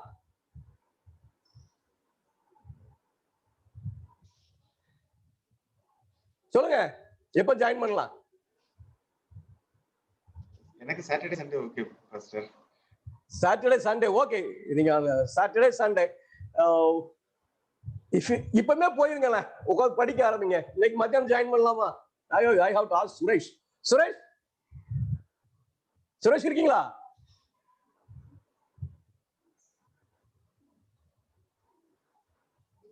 சுரேஷ் இருக்கீங்களா? நான் பேசுறது கேக்குதா? கேக்குது பாஸ்டர். சரி, சுரேஷ் இருக்காரா என்னன்னு தெரியலையே.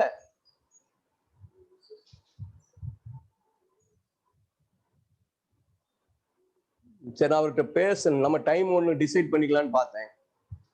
அதை மாத்திரம் உட்கார்ந்து ஒரு half an hour 1 hour. Suresh brother சொல்லுங்க. ஒண்ணும் இல்ல, நீங்க கேட்டுட்டு இருந்தீங்களா? கேட்டுதான் இருக்கேன்.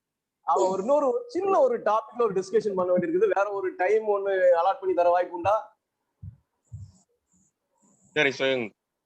எப்போ செய்யலாம்? சனி ஞாயிறுல ஒரு டைம் மத்தியானம் வைத்துக்கலாமா? ஒரு 2 to 4.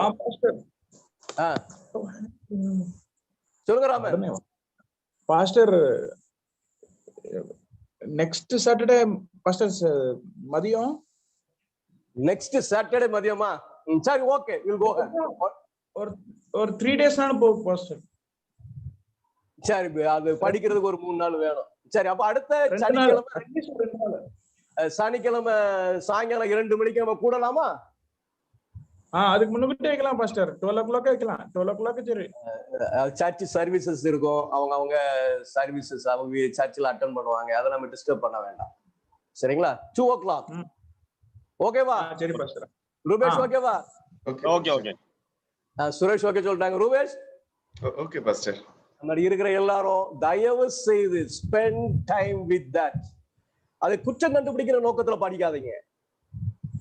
உங்க மைண்ட்ல ஃப்ரீ ஆக்கிக்கிடுங்க. அப்படியே பார்த்துக்கிட்டு வாங்க. பார்த்துட்டு வரும்போது இது அங்க நம்ம ஒரு குறிப்பு படிச்சோம் இப்படி இருக்கு, இங்க வசனம் படிச்சோம் இப்படி இருக்கு, அப்படிதான் யோசிக்கணுமே தவிர நம்ம மைண்ட ஒண்ணு செட் பண்ணி வச்சுக்கிட்டு அதை பார்க்க கூடாது. சரிங்களா? சரிங்களா? சரி. I'll send the link to the group and you can all view that. சரி, நம்ம சரி, இப்போ இந்த பாடம் உங்களுக்கு தெளிவாக புரிந்திருக்கும் என்று நினைக்கிறேன். நம்ம விடைபெறுவதற்கு முன்பாக தலைகளை தாழ்த்தி ஜெபம் செய்வோம். அம்ருதா ஜெபம் பண்ண முடியுமா? எஸ், ஜெபம் பண்ணுவோம். ஜெபம். Our most gracious Heavenly Father, thank you, Lord, for the day which you have given to us. Lord, thank you for the meeting that has been conducted now. So, Lord, as this is a Sabbath day, I'm praying that all of us be prayerful and learn more about you.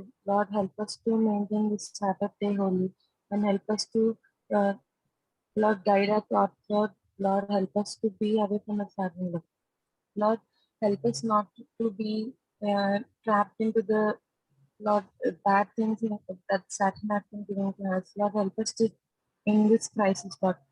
Lord, thank you for the health which you have given to us, and we pray for the people who are suffering because of this COVID pandemic, Lord. Lord, if there is your will, let this be soonly finish up, Lord.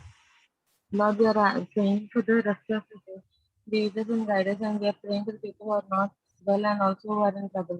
Be with them and guide them. We are the famous of the Lord Jesus Christ. Amen. Amen. Thank you. God bless you. சரி சுரேஷ், அப்போ அடுத்த வாரம் ஒரு 2 மணிக்கு okay uncle. காலையில 5 மணி program உண்டு. 2 மணிக்கு எக்ஸ்ட்ராவா நம்ம செய்யலாங்களா? சரிங்க. ஓகே. Thank you so much. சரி, வேற ஏதாவது சொல்லணுமா?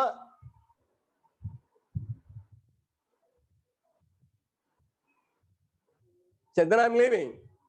விடைபெறுகிறேன். God bless you. எல்லாருக்கும் சோஸ்திரம். Thank you, Pastor. Thank you. God bless you. I'm leaving.